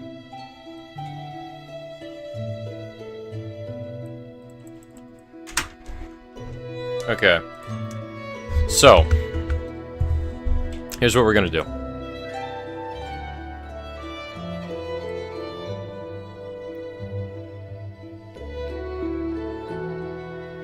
The array, I'm gonna just print it now. The array that is types will return these specific values, being 0, which is creature, 1, which is dwarf, and then 4, 5, peasant. So now it knows it's a creature, dwarf, peasant. So, now what it's going to do is, let's just do variable, yeah, variable keys, I guess. Is that necessary? Hold up, let's think.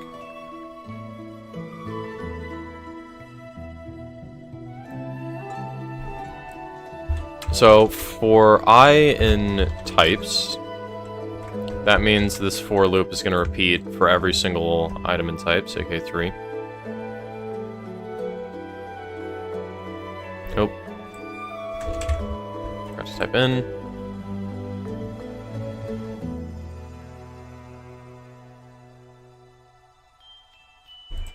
Yeah, let's have a list of the keys.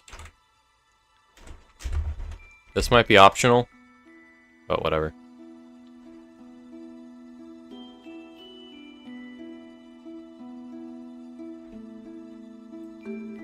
Yeah, I think it's fine.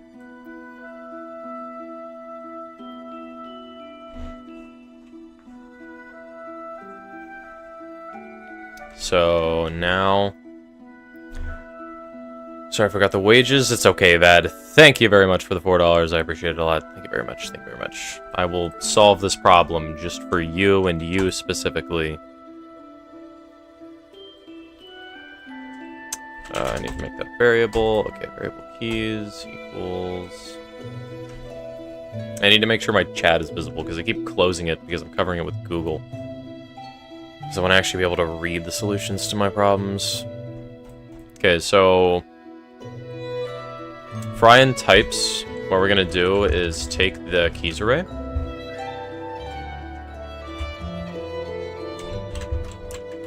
And then we're going to append it.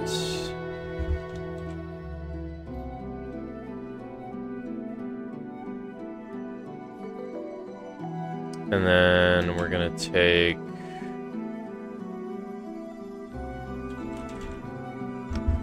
Type, no. So we need to find the keys of the array, so it's going to be base types. Thank you, Dave. What do you mean, thank you, Dave? Is that a saying I'm not aware of?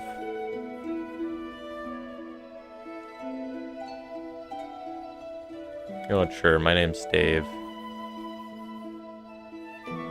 Okay, base types, keys.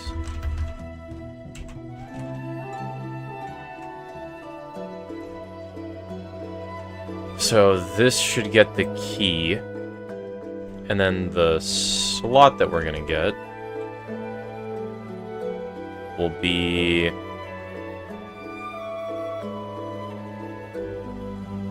Bro doesn't have ball knowledge. What? There's so many Daves. Which one are we talking about? Okay, I'll Google it. Thank you, Dave.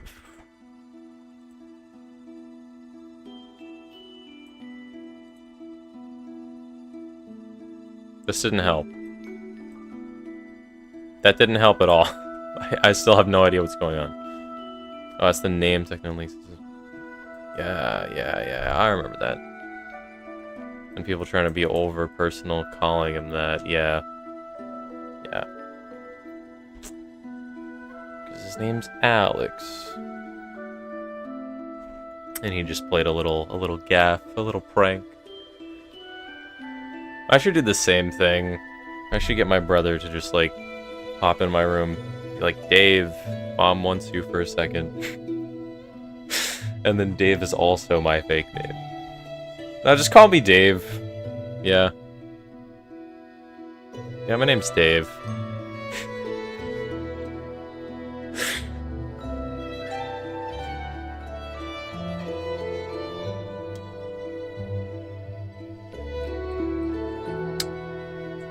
Yeah, I'm Dave. Why is this not working? Okay, so it's trying to append the keys array by adding base type keys, so it needs to get the number, which means it should be the number in types.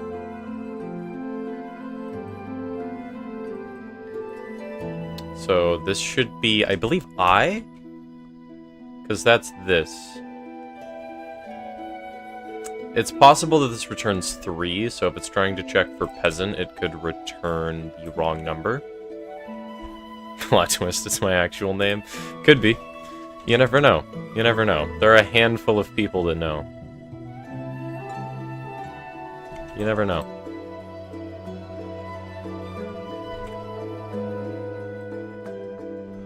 Does this work?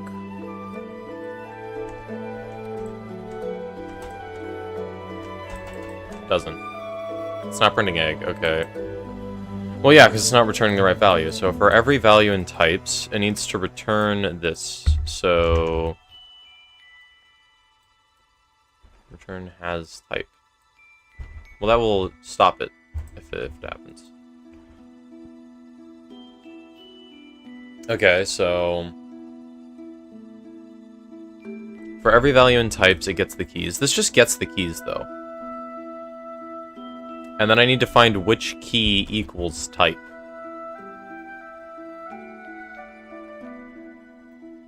Well, it's the same problem. This return only works if I can already find out if type exists and what it equals.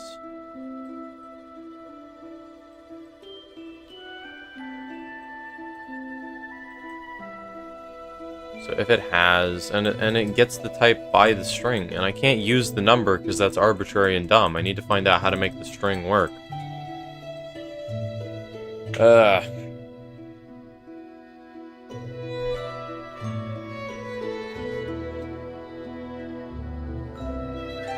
the problem.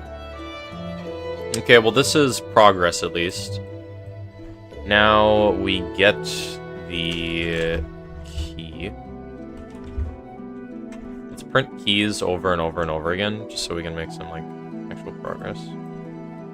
Yeah. Okay, so it prints it all. Wait, it gets the actual value. Wait.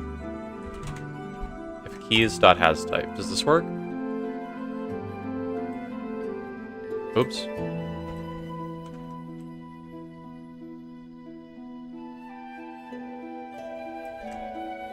Egg! Egg! It works! Oh, there we go. There we go. Doesn't need to print keys anymore. Okay. If keys.has type, it returns true. And now it actually checks the number. It works! Now, it's okay. Now we can actually move on after 2 hours. If instant sudden, okay. Then it prints egg for each creature on the battlefield. Let's just move on. Let's see if it works. Let's play these two. Then we're gonna go around a turn cycle. We're gonna go main. Click the ring. It gets equipped to the Dwarf Miner. It does the thing. It does the thing. It works. Let's go.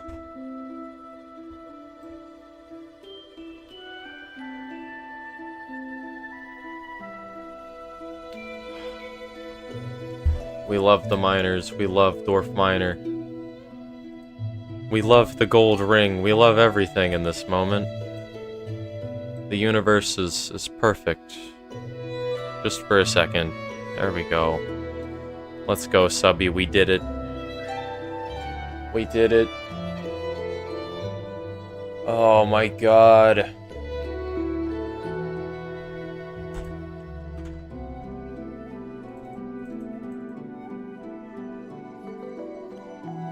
Clip that? Nah. We love Dwarf Miner. Specifically. The card. Nothing suspicious there at all.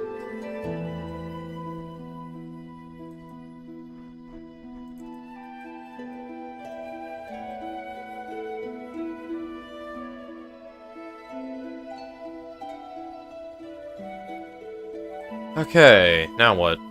Because we have this. So this entire first part of the card click script is done. I believe this works.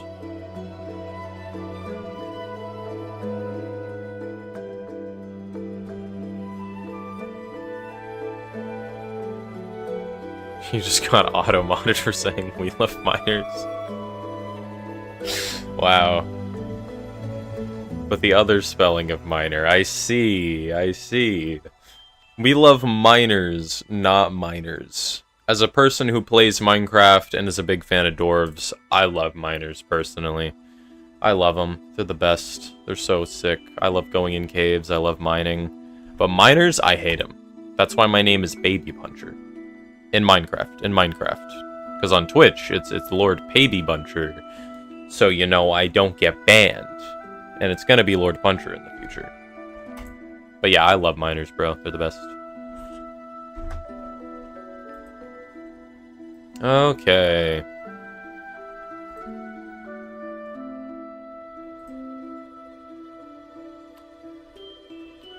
And this handles blocking creatures. Yeah. Okay. This is typical Minecraft YouTuber. I was supposed to be different from the typical Minecraft YouTuber. I was supposed to be better than them. I wasn't supposed to go down that path. I swore to destroy the Sith, not join them. Tragic. You think I'll have a video made in the future, just made about me, titled The Downfall of Baby Puncher? Oh, I forgot how funny my name can be in certain contexts. We're gonna see an exposed video of you. Guys, I swear. It's this type of miner. It's this type of miner. It's the type of miner that mines with a pickaxe. Not a child, I swear. I swear, guys. I promise.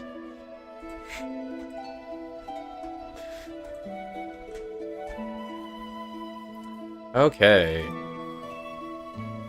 Oh, Google Doc about to be released. Oh god. Evidence is gonna be put forward against me and my crimes. Look, all I did was knowingly break the law. Can you really get mad at me for that? Can you really get mad at me for that? Okay. Let's let's fix this. So currently, card released is tagged as rework because this, all it does is makes a token, and there's like 5 copies of this. Your Honor, he ain't lying. Yeah, all I did was break the law. How can you get mad at me for breaking the law? You gotta understand, I was in a silly, goofy, funny mood. So you can't punish me for breaking the law. Your Honor, I'm a goofball. I'm a goober. They love. Baby Puncher exposed. He entered an elementary school and started stabbing students. That's true. In Minecraft. In Minecraft.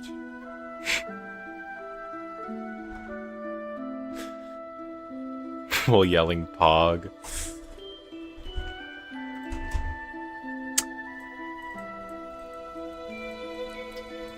I need to stab children in video games at some point. I've been shooting children in video games, but I wanna make a PvP game at some point with swords that's like actually good. Because Minecraft PvP, you know it, you love it, it's unideal. Minecraft PvP isn't exactly peak. Okay, to do what makes a token. Counter, okay, yeah. Literally all this does is makes a token. Like, this can be replaced with a, like, singular function. And there's 5 copies of this. So we're gonna try and dial this out now. Card makes token. So currently this happens when you play the card, I believe. Bam, token gets made.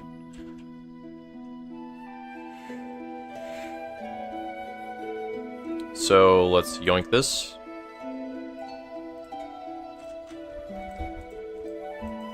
What am I doing? You can do this. Oops.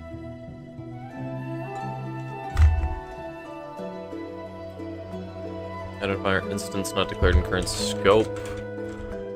There we go. And then we can run card makes token instance. Bam. Bam. Now this can be removed from here. Card play attempt equals false.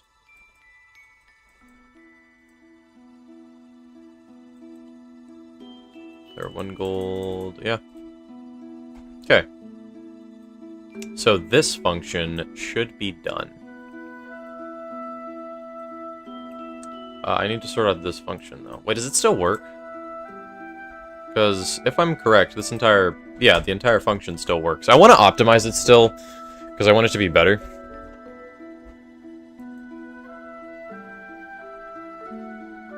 Okay. So let's go through everything here. So... this is not supposed to be there. This is supposed to be here. So if it has an ETB effect, then variable token equals the token path. That's all fine. And then it adds child token, reparents it to tokens, sets its position to 0, 0, so it's no longer offset. I'm not sure if this is necessary. Let me try and let me try to remove that, and yeah, okay. So its position is weird. Variable tokens, and then it checks the array to get children, and then token count is that. I think that's unnecessary.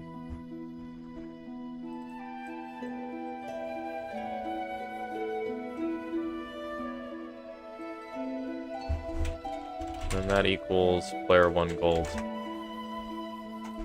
I think this is all that's necessary.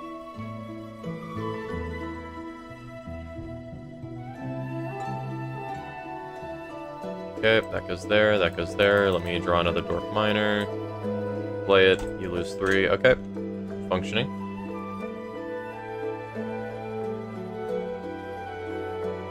There we go. Makes tokens. So now I want to comb through the entire script and find areas where tokens get made. So this is the highest instance. Let's just go down. Card released. This edits the token properly. Here. Deal combat damage. Actually, I figured this out, so I don't think I need to really do anything up here anymore. Okay, let's try and rework the draw function. So, currently, we have a bit of a problem.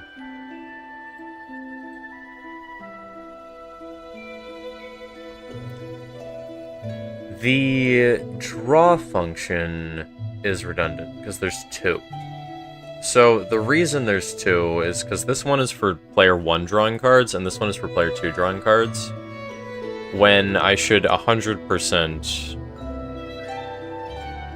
make this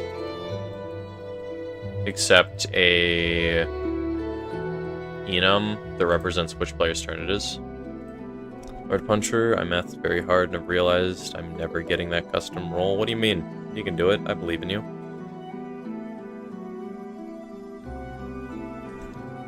You got it?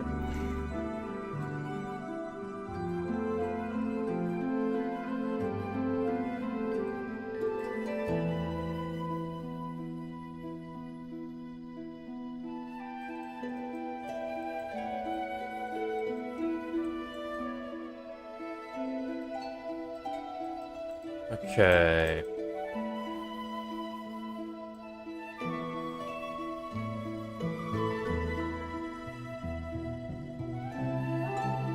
Can I... Is this redundant? Can I get rid of this for this?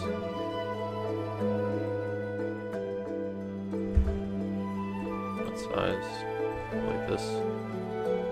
Hand size equals okay.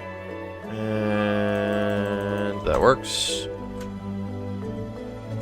So... Is this also unnecessary?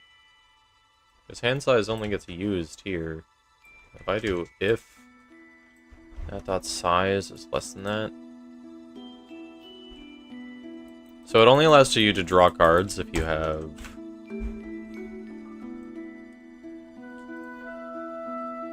less than 6 in hand. And if deck size is greater than 1.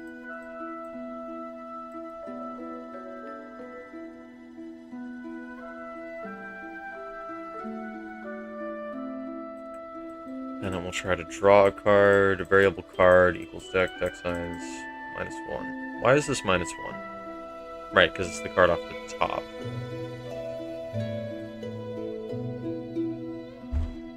Does that work?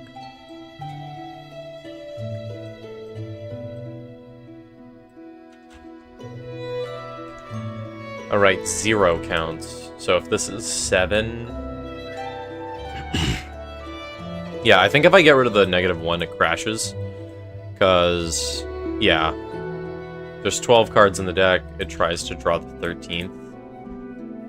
Or, there's 13 cards in the deck, and it tries to draw the 13th when the first value is 0. So there's 12, so there's 13 values, but it goes 0 through 12 instead of 1 through 13. Variable instance equals card dot instantiate. Then you add child instance. Then you remove that card from the deck.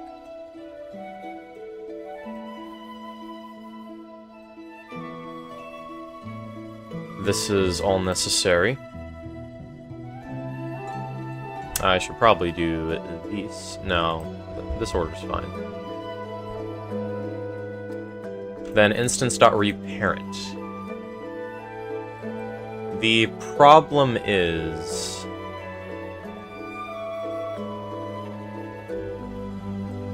when does deck get defined? Right, deck is defined up there.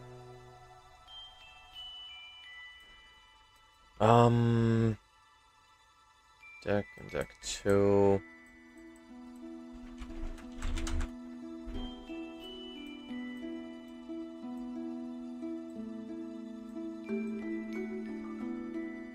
Why is this here?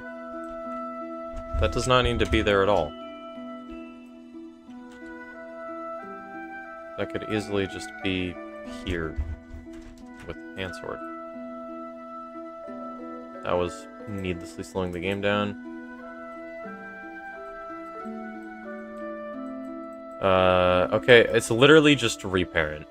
Like, there's 3 lines of code that are... No, there's 2. Yeah, there's only 2 lines of... 3. Okay, all I need to do... No, there's 4. 7. 5. I don't know, okay. Here's the problem. Currently, this draw script is if hand, when this needs to be hand or hand 2. And I'm not sure how to make this adjust properly. Because if deck.size, when this is deck size 2, this is basically everything in the first script, but it says 2 after it. So this all gets deck size.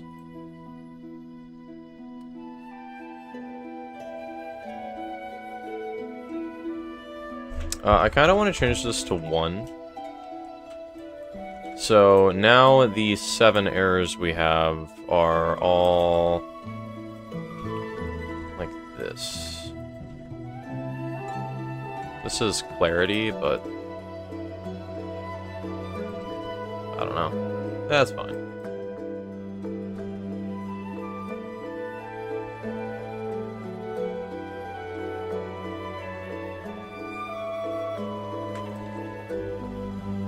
Okay.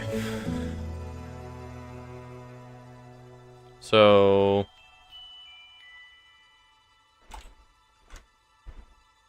I want to get rid of the draw 2 function in favor of making the draw function work better. So I needed to interpret this player drawing.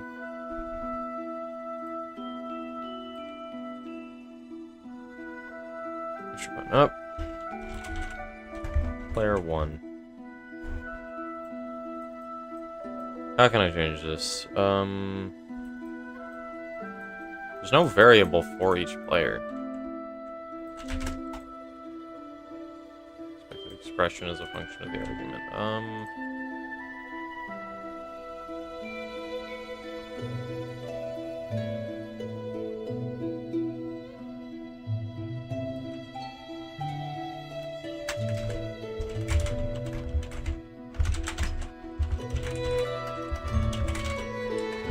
Well,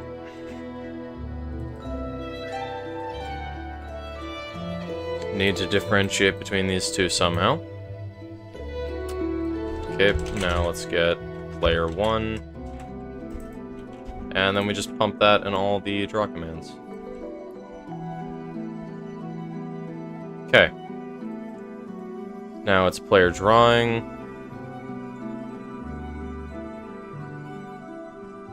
Then I'd say in the beginning we do variable and variable deck.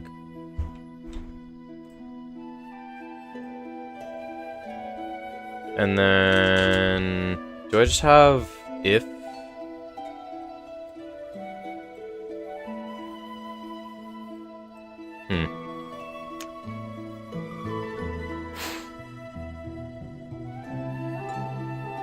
Interesting.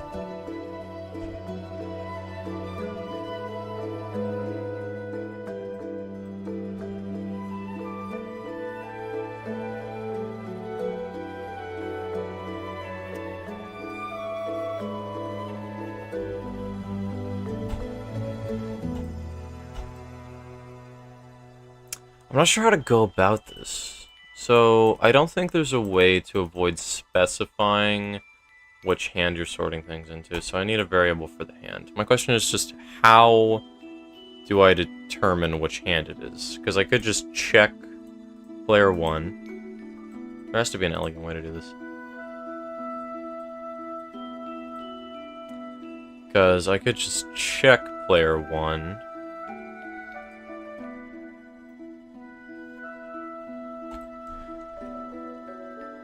And... well, brand breaking.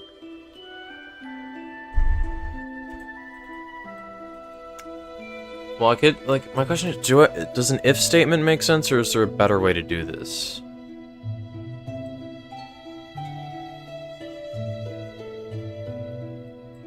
So, variable deck. Let's just do the deck first. Well, no.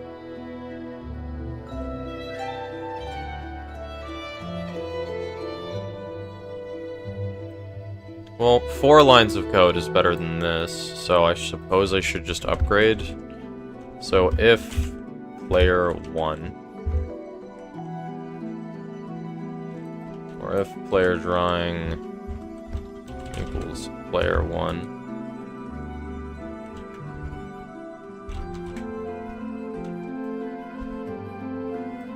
variable hand, variable deck. Let me actually move these back. This feels bad. Say sausage, sausage.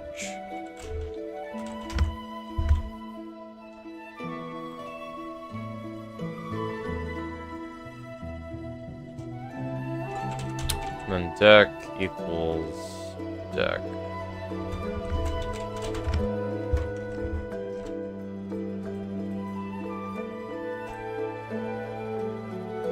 Band. Okay.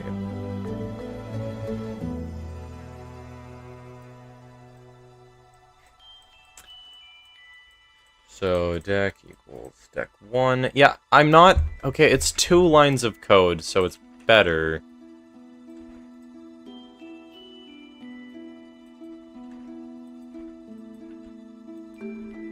But...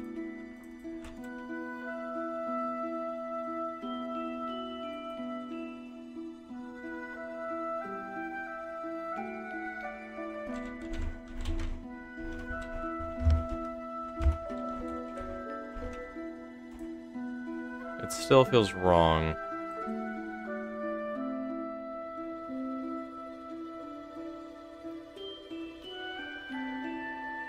Because, I mean, well, I suppose 3 lines of code is better than 12.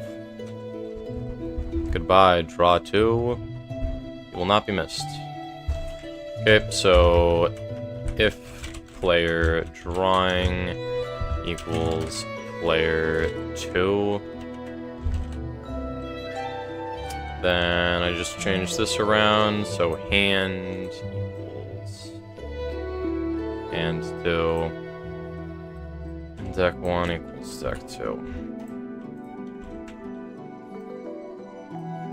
Draw 2, it needs to be draw, and then player 2.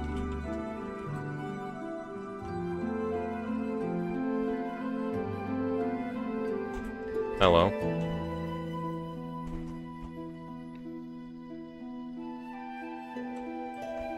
Let me print player drawing. And it returns null. Well, player 1 doesn't equal anything.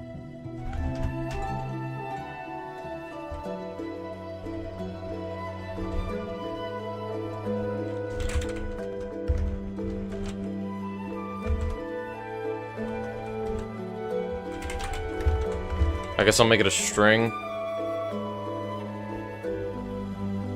Maybe an enum would be better. Not sure. I'll figure it out later. And by later, I mean never.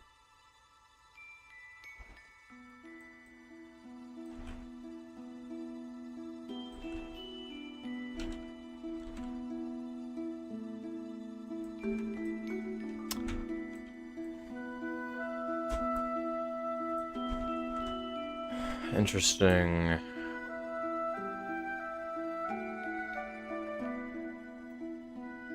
Why is it... Oh, it's running them back to back, isn't it? Well, draw player 1. Then it should go...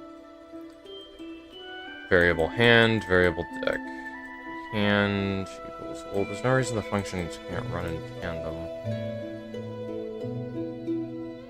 Right?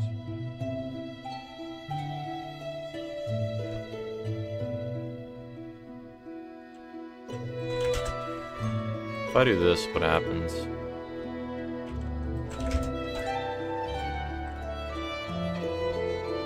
Yeah, identifier hand, not declared in current scope. So if player drawing is player 1, hand equals hand, deck equals deck 1. Oh, wait, instance already parent. Right. This needs to be hand.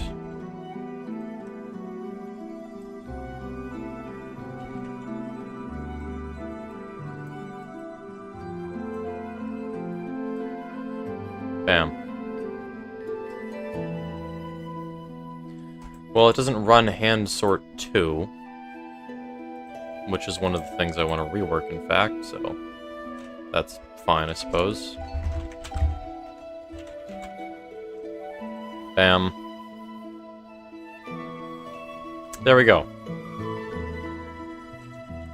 Now a singular function that's 19 lines long handles drawing cards as opposed to 2 that are each 12 lines long. I think this still needs a touch-up.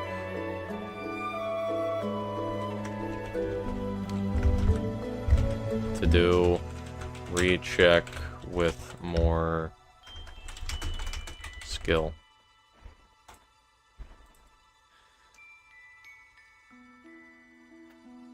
Because I'm not sure how to make it input hand 2 and deck 2 without directly reading what player's drawing the card and then manually assigning those variables. There's probably a better way to do it.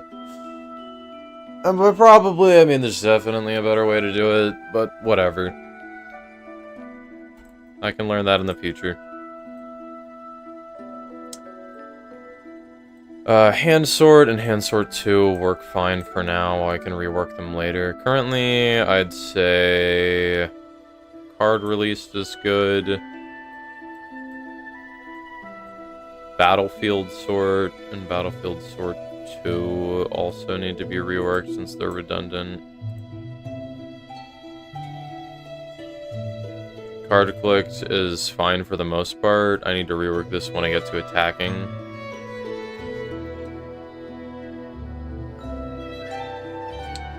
But currently, pass button doesn't actually read what turn it is.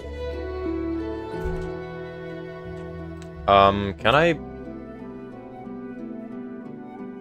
run a different... Yeah, okay, I have a feeling that the issue that's causing drawing cards to not work perfectly is the same issue that's going to screw me over here. Because currently, I need to run slightly different commands depending on whose turn it is. For example, at the end of player 1's turn, they're supposed to draw a card. At the end of player 2's turn, they're supposed to draw a card. So, currently, I know for a fact an if statement would work, but because it's minor differences, I feel like that's a mistake. You know? Because... like, let's take this for example. Is there really a reason... No. What's a good example here? Well, I think it's just drawing cards. Like, is there really a reason I have to add 3 lines of code for one player? Because the issue I'm worried about is, like, tiling. Because let's say I want to have a 16-player game. To support a 16-player game, I would need to manually put in all 16 players. Which I suppose I could do. But 2 players is just so easy to manually program compared to manually punching in 16 players and having just slightly different commands for each of them. I feel like there has to be a better way to go over it. I'm not sure what to Google to even find the answer to this. Let me see if I can figure it out. Is there a way to make a function run a slightly different command when a variable is different?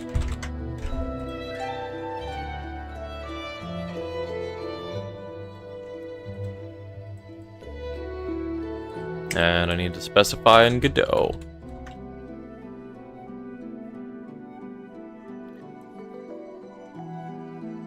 Is it really just an if statement?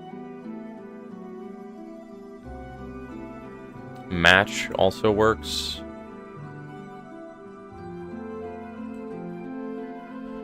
Well, I suppose if statements within the match is probably the best decision. So game phase start is useless. Game phase refresh. If... How do I handle turns? If player turn...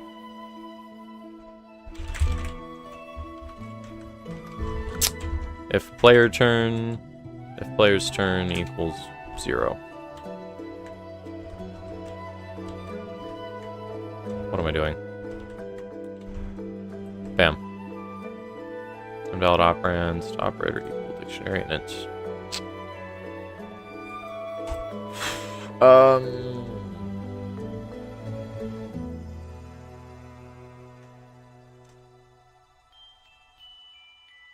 What do I do here?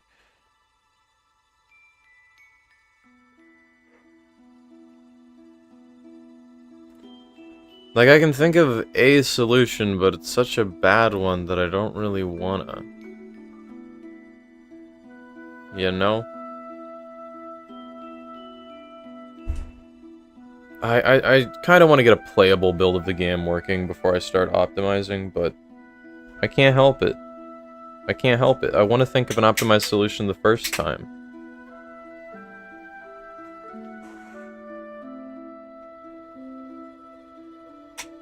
I am gradually breaking one of my fans because I keep stepping on it. Oh, and let me remove the print under the draw function. It's already gone. What am I doing?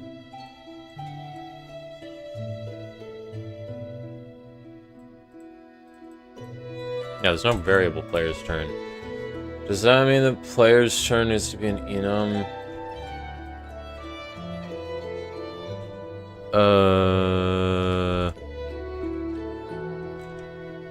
How does the enum work there?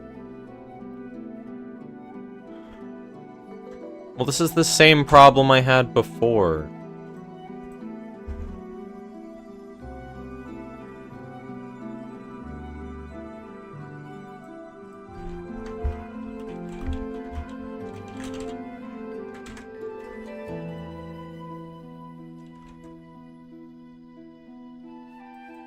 One zero two one.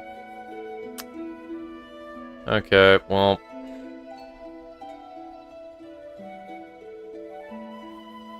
That works.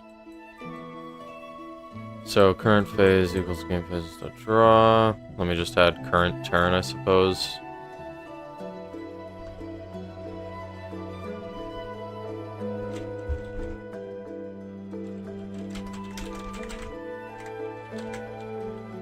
Not that.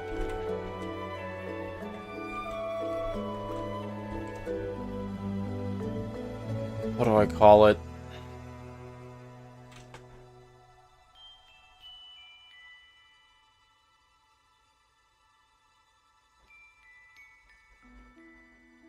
Bruh. Programming, I feel like, makes me a lobotomite. Or maybe I'm just dumb. One of the two. One of the two.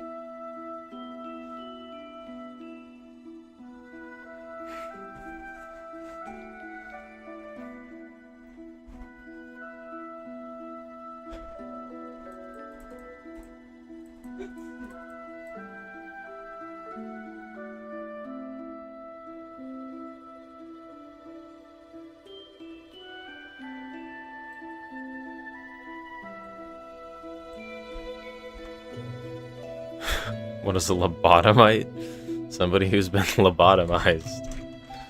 I'm pretty sure.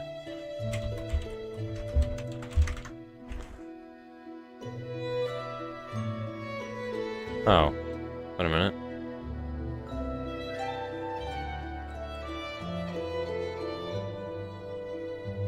Nah, whatever. Close enough.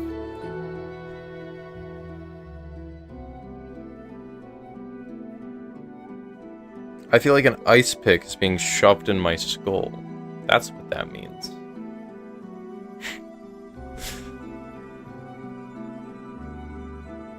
I feel like I am missing a significant portion of my brain that has been forcibly extracted.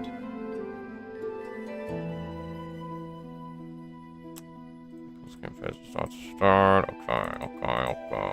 So there's game phases, current phase. Let me just copy the naming convention. Current turn equals, I don't know, player's turn dot 1.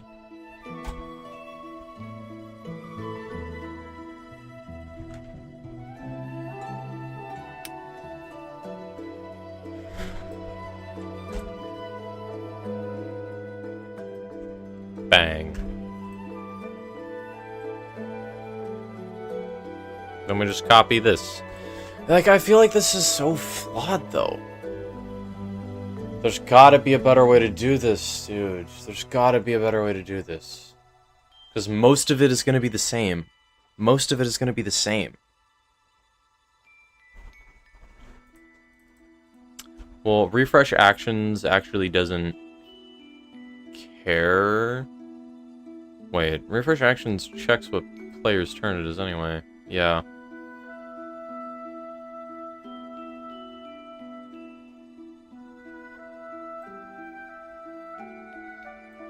Well, this is redundant.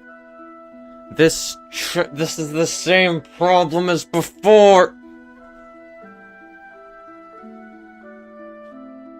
Wait, is the literal only difference Battlefield?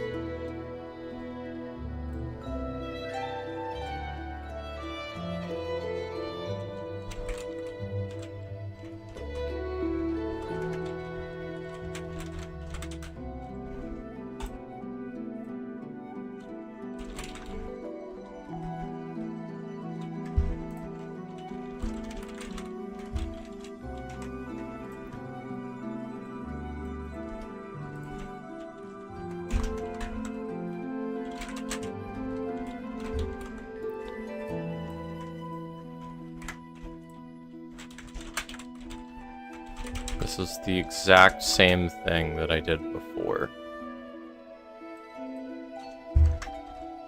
The awful solution.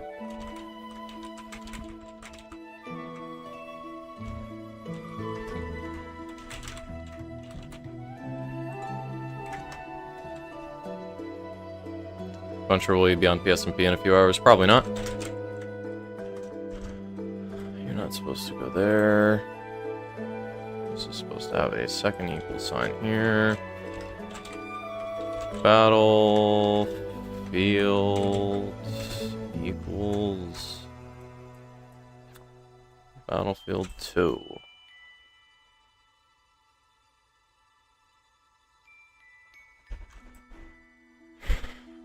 Too few arguments for refresh actions to call the expected one. Player 1.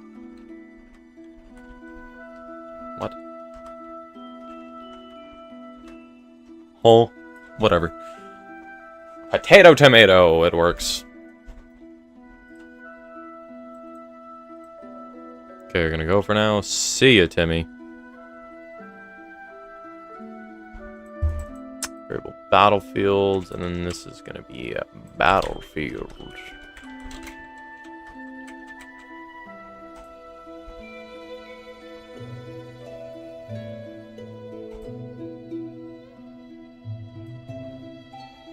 What? Oh, this is...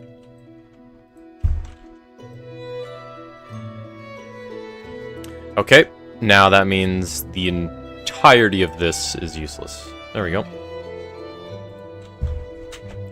Hashtag to do revisit. Okay, revisit when better.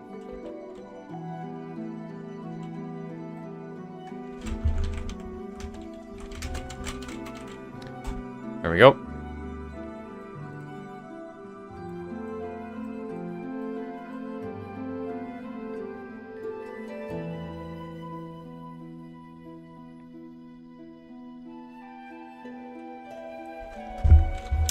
If current turn equals player turn dot to bam. It's the same surgery. This is crazy. This is so bald.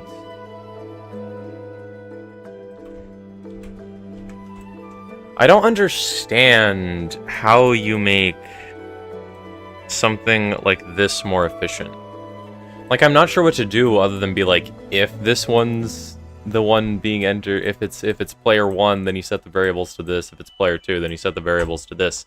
That feels sensible. It makes sense and it works. But it's not sensible enough for me to wholeheartedly believe that that's the most efficient solution. I have to imagine there's something better you can do there. I just can't think of it. But it also feels weirdly probable that there isn't a better way to do it, since this kind of feels like what if is for. Because if it's player 1, you do this. If it's player 2, you do this.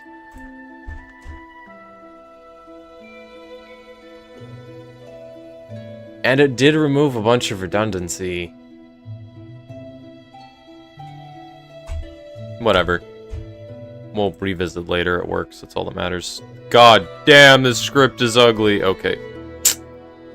Let's ignore the 100-line long script and leave that as a problem for future me.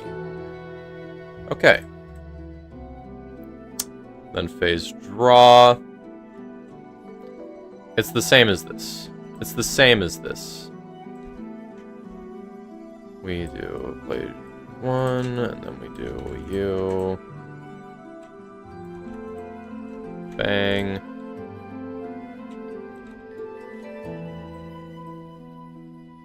Current phase equals main. Okay.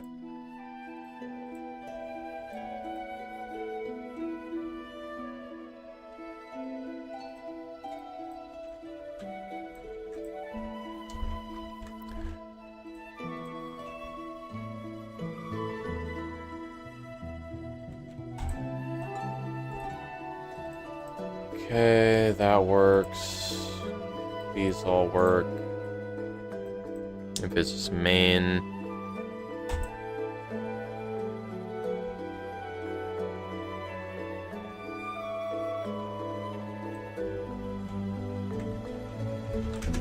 Static variable.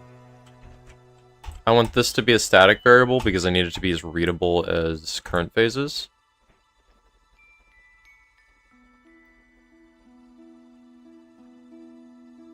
I'm gonna get rid of enum bots.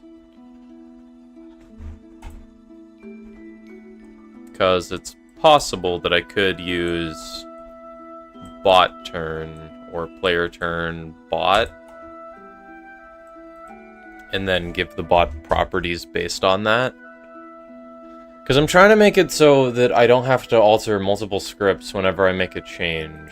For example, hand sort, if I want to change the hand sorting algorithm, I have to do it twice. One for the other player and one for me, rather than just altering the main function and then both players get fed through it. I fixed that for drawing cards. I fixed that for refreshing actions. I haven't fixed that for battlefield sorting, hand sorting, or anything else. Could I do it quickly enough? Because... well, the thing is, the values are arbitrary. Like in hand sword, it's like, oh, we're gonna have a hand offset of 1,000, or yeah, 1,050, and in this bot, it's -10.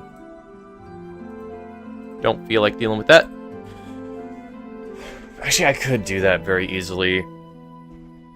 It would still suck, though. Let me just finish fixing the pass button. Main, attack, block.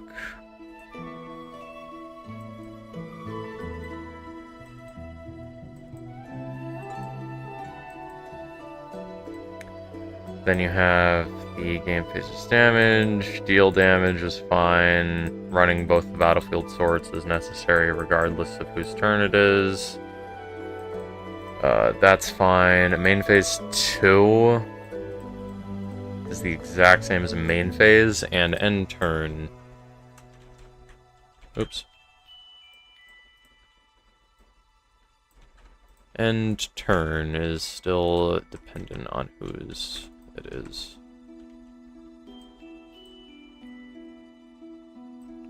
Yeah. Bang.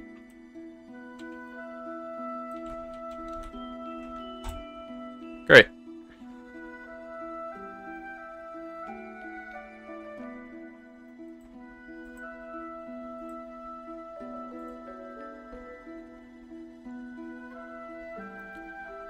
Okay.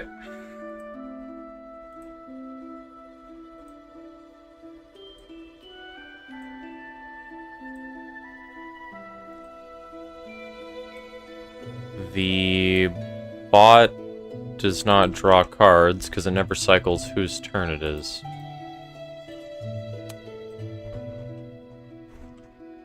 So I need to bump the turn phase forward 1. Wait, so can I do current turn plus 1?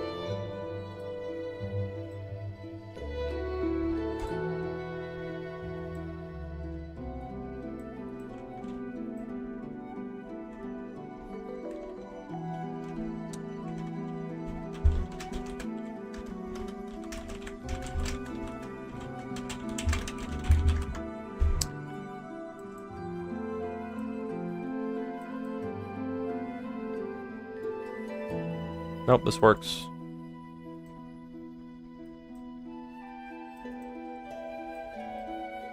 Right? You should be able to add 1 to it.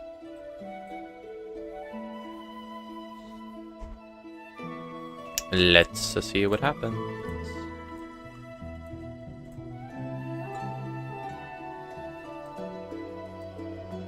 There we go. Okay. An enum without cast. Integer used when an enum value is expected. If this is intended, cast the integer to the enum type using as a keyword. What does this mean? I'm copying this and just pasting it into Google. What's up with this?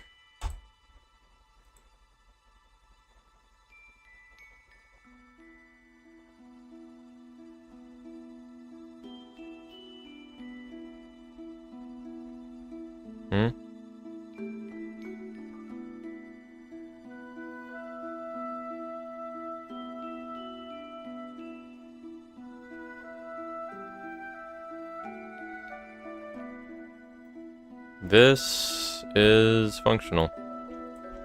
Can you, like, shut up, game?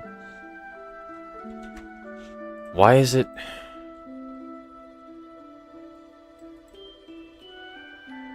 This is intended... I want to add 1 to it. Why is it giving me the error?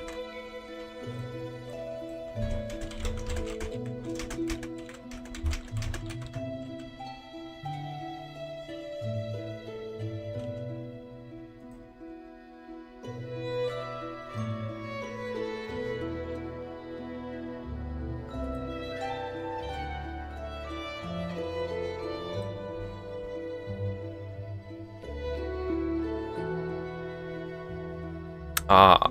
So I want current turn to equal...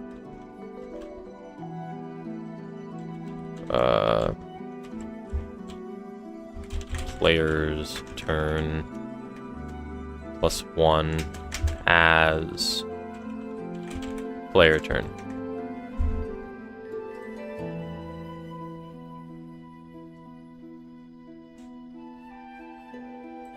Or is it current turn in here? Bam.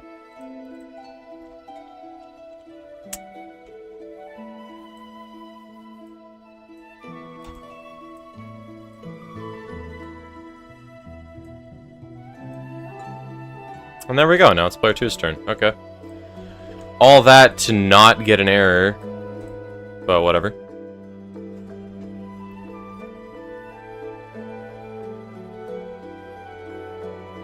I'll take it.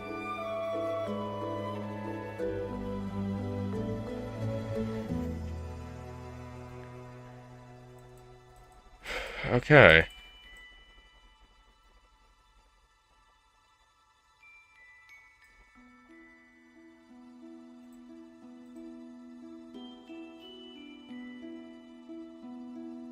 Great, now we have turn cycles being tracked.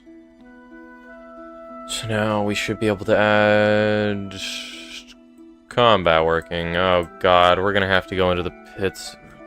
This stupid function.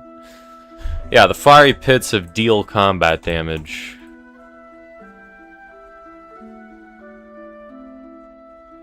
This is the worst script I've ever seen, made, or heard of. Well, no time like the present.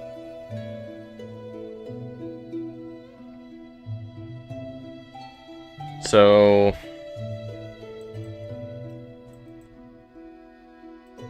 let's just try to comment everything. Gets every card on each battlefield.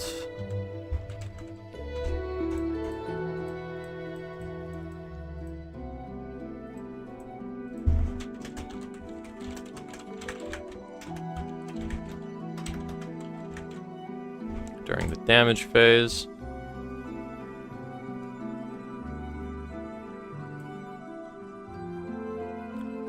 This should not handle this, but I think it's fine.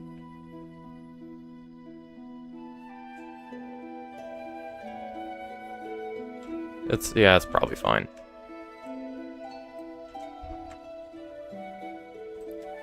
Okay, so for every card in battlefield, if it's attacking,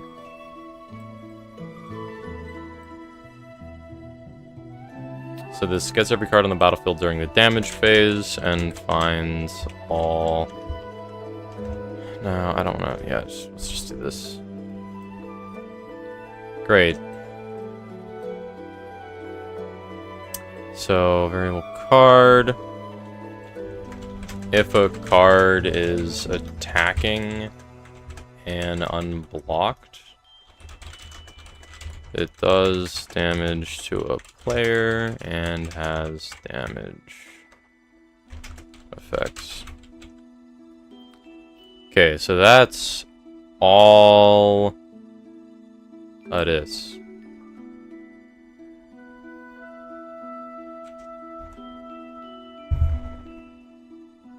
So I should be able to replace basically all this.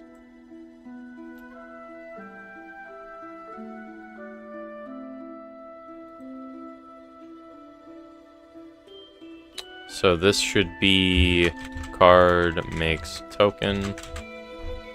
There we go. Okay. So far, we've shortened the script by 7 lines with a single function. Okay, progress. More readable, at least.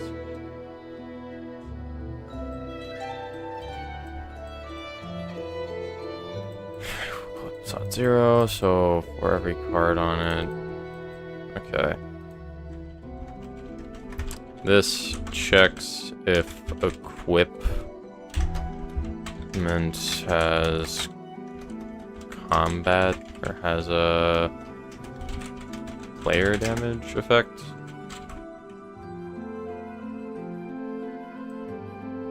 Oops. So if card is attacking... This is for me, though. So this is just if card is attacking, because the bot wasn't physically capable of blocking me before. This should just handle the math. I can handle the bot's decisions in separate scripts. I need to stop hard-coding certain things. Because the bot will just, like, in the all-attack script, the bot will literally always all-attack. Okay.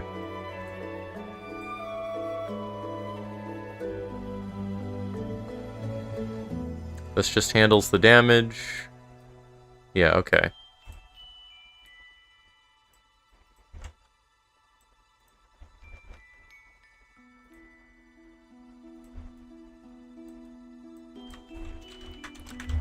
Handles the player, or handles player 2 taking damage. Welcome back, May. Just in time to see me suffer while trying to figure out the deal's combat damage script. The worst script I've ever wrote. Okay. This also... Wait. What the heck does this do? Bro, look at this. Look at this. Yeah, I just need to comment this step by step. Okay. Okay. Handles player 2, taking damage. Get out of here, Fortnite. I don't plan on playing Save the World. I don't care. Okay, if current phase is the damage phase, so it checks every creature in the battlefield to see if it's blocking. Creatures who are blocked and blocking deal damage to each other. G2 combat phase.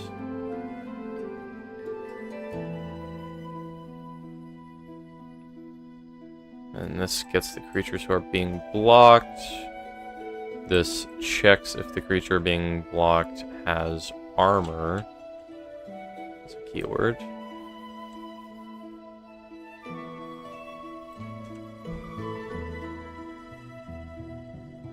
Thought you wouldn't be here before the stream ended, but you're back for the last 9 minutes. How's the coding going? Going pretty good. I optimized quite a few things. Now cards get drawn better. There's a singular function. The actions get refreshed better. I still want to revisit them at some point, but now we're just doing the combat damage script.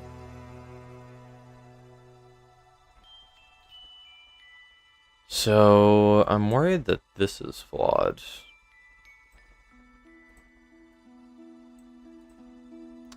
Deals damage to blocked creature while reducing armor damage. Well, this is flawed, because it's not supposed to be creature block.stats anymore, so this needs to be rewrote.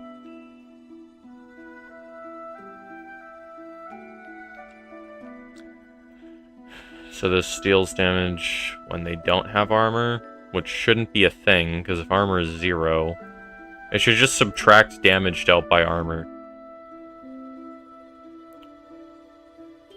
And I want individual creatures to handle them taking damage and dealing damage. So the creature blocking takes damage by the blocked creature divided among the other blockers. This detects that damage is dealt. I know what this does. I don't need to tell myself that. And this checks if it's equipped.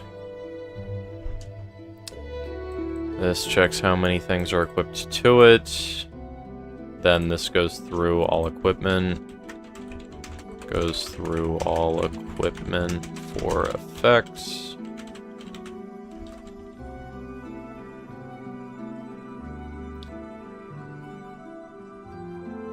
And this redundant.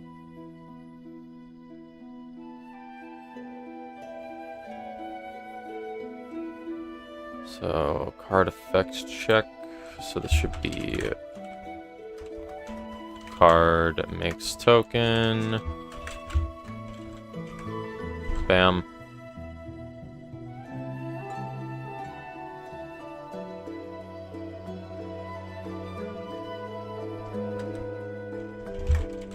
Refreshes, or yeah.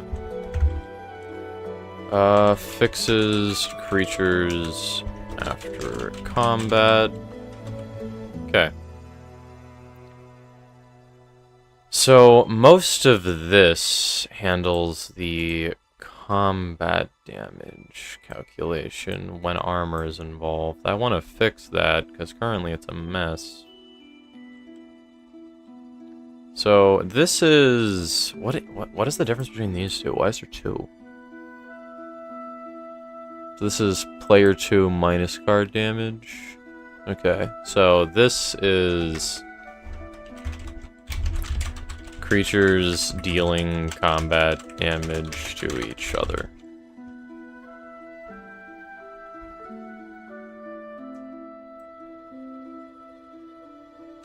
And this is creatures dealing damage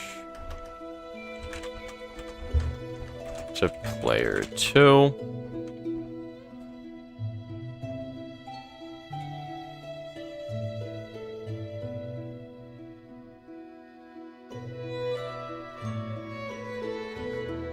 Then this, what does this do?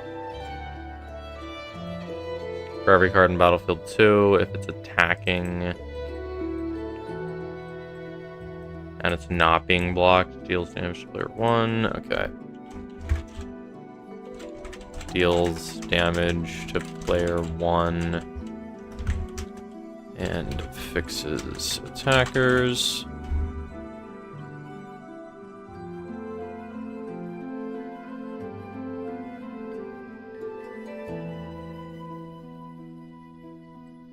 And that's all it does. And then this fixes blockers.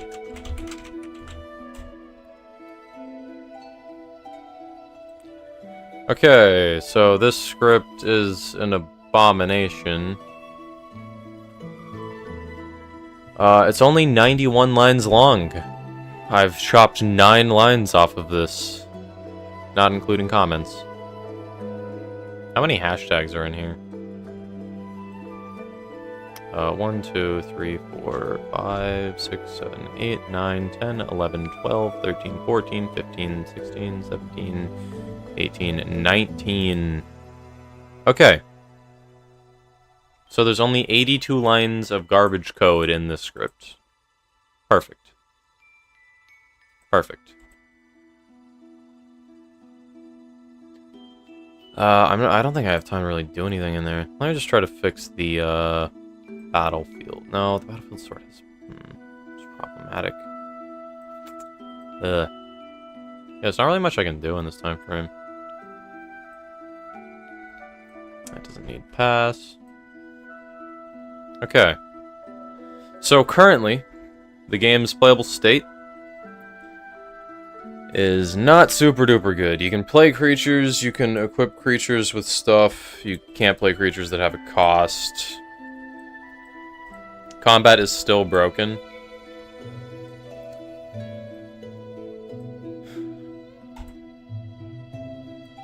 But the game's looking promising.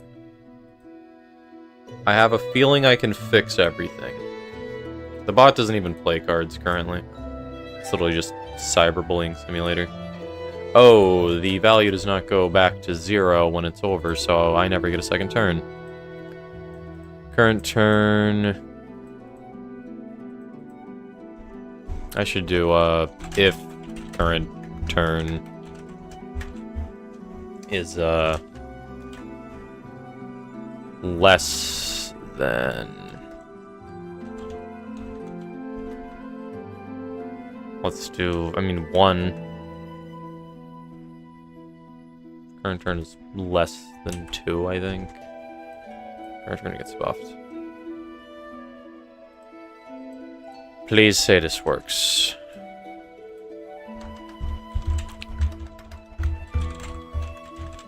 Current turn. After I get combat working... Well, okay, what do we even have to do?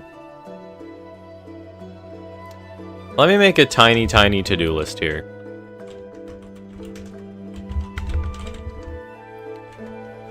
So, all we need to do... fix hand and battlefield sorting. So we need to fix hand and battlefield sorting. We need to get combat working again. And then we need to come up with nice checking for keywords.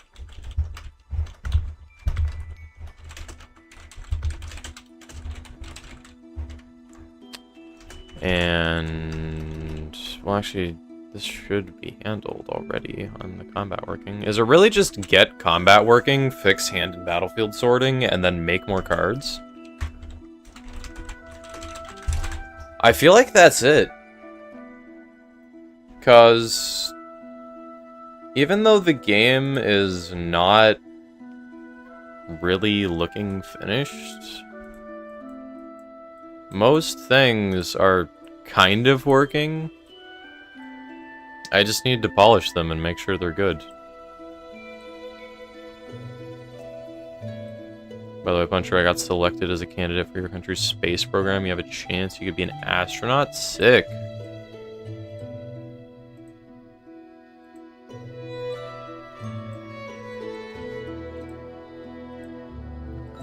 It's not cycling back. 3.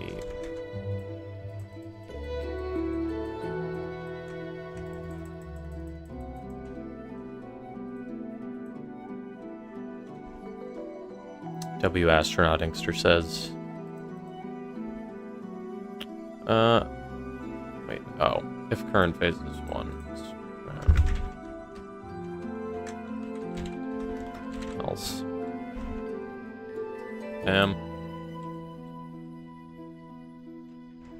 But I need like a background for the game, like a mat. Yeah, I need to figure out menus. Well, I don't think I need to launch the game with menus. I guess, menus. And then just art, I guess.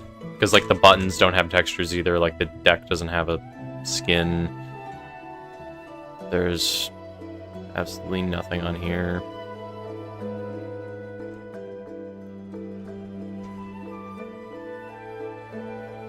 Over 4,000 applicants, only 250 selected. Nice.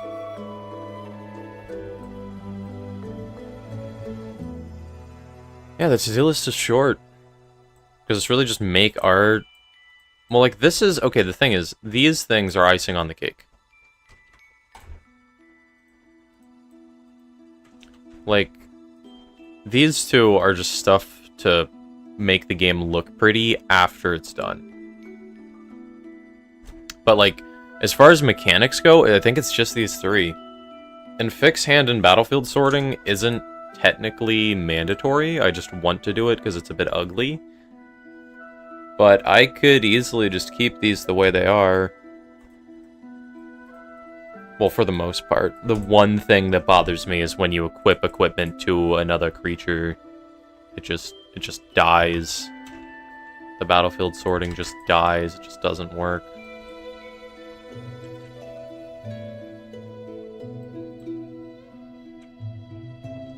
There we go. Oh god, it's open. Bam. Please say this works. So I should play... It went into the Shadow Realm. Okay, that's a bug I should probably fix. Whatever. I get to it when I get to it. Okay. Main. What? Prince it. 02. Oh, it's supposed to be... I'm an idiot.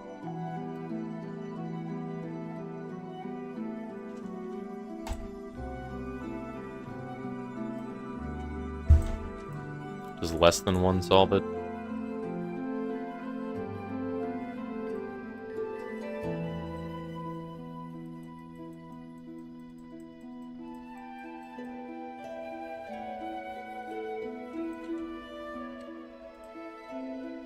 Main, I didn't mean to do that. Oh, you can play cards during your attack phase. That's not how that's supposed to work. That's not how that's supposed to work at all. Oh, okay, yeah. I mean, there's a healthy amount of bugs still in the game, but for the most part, it's coming along nicely. I think I'm gonna end stream now. So I'll see you guys tomorrow. Bye-bye.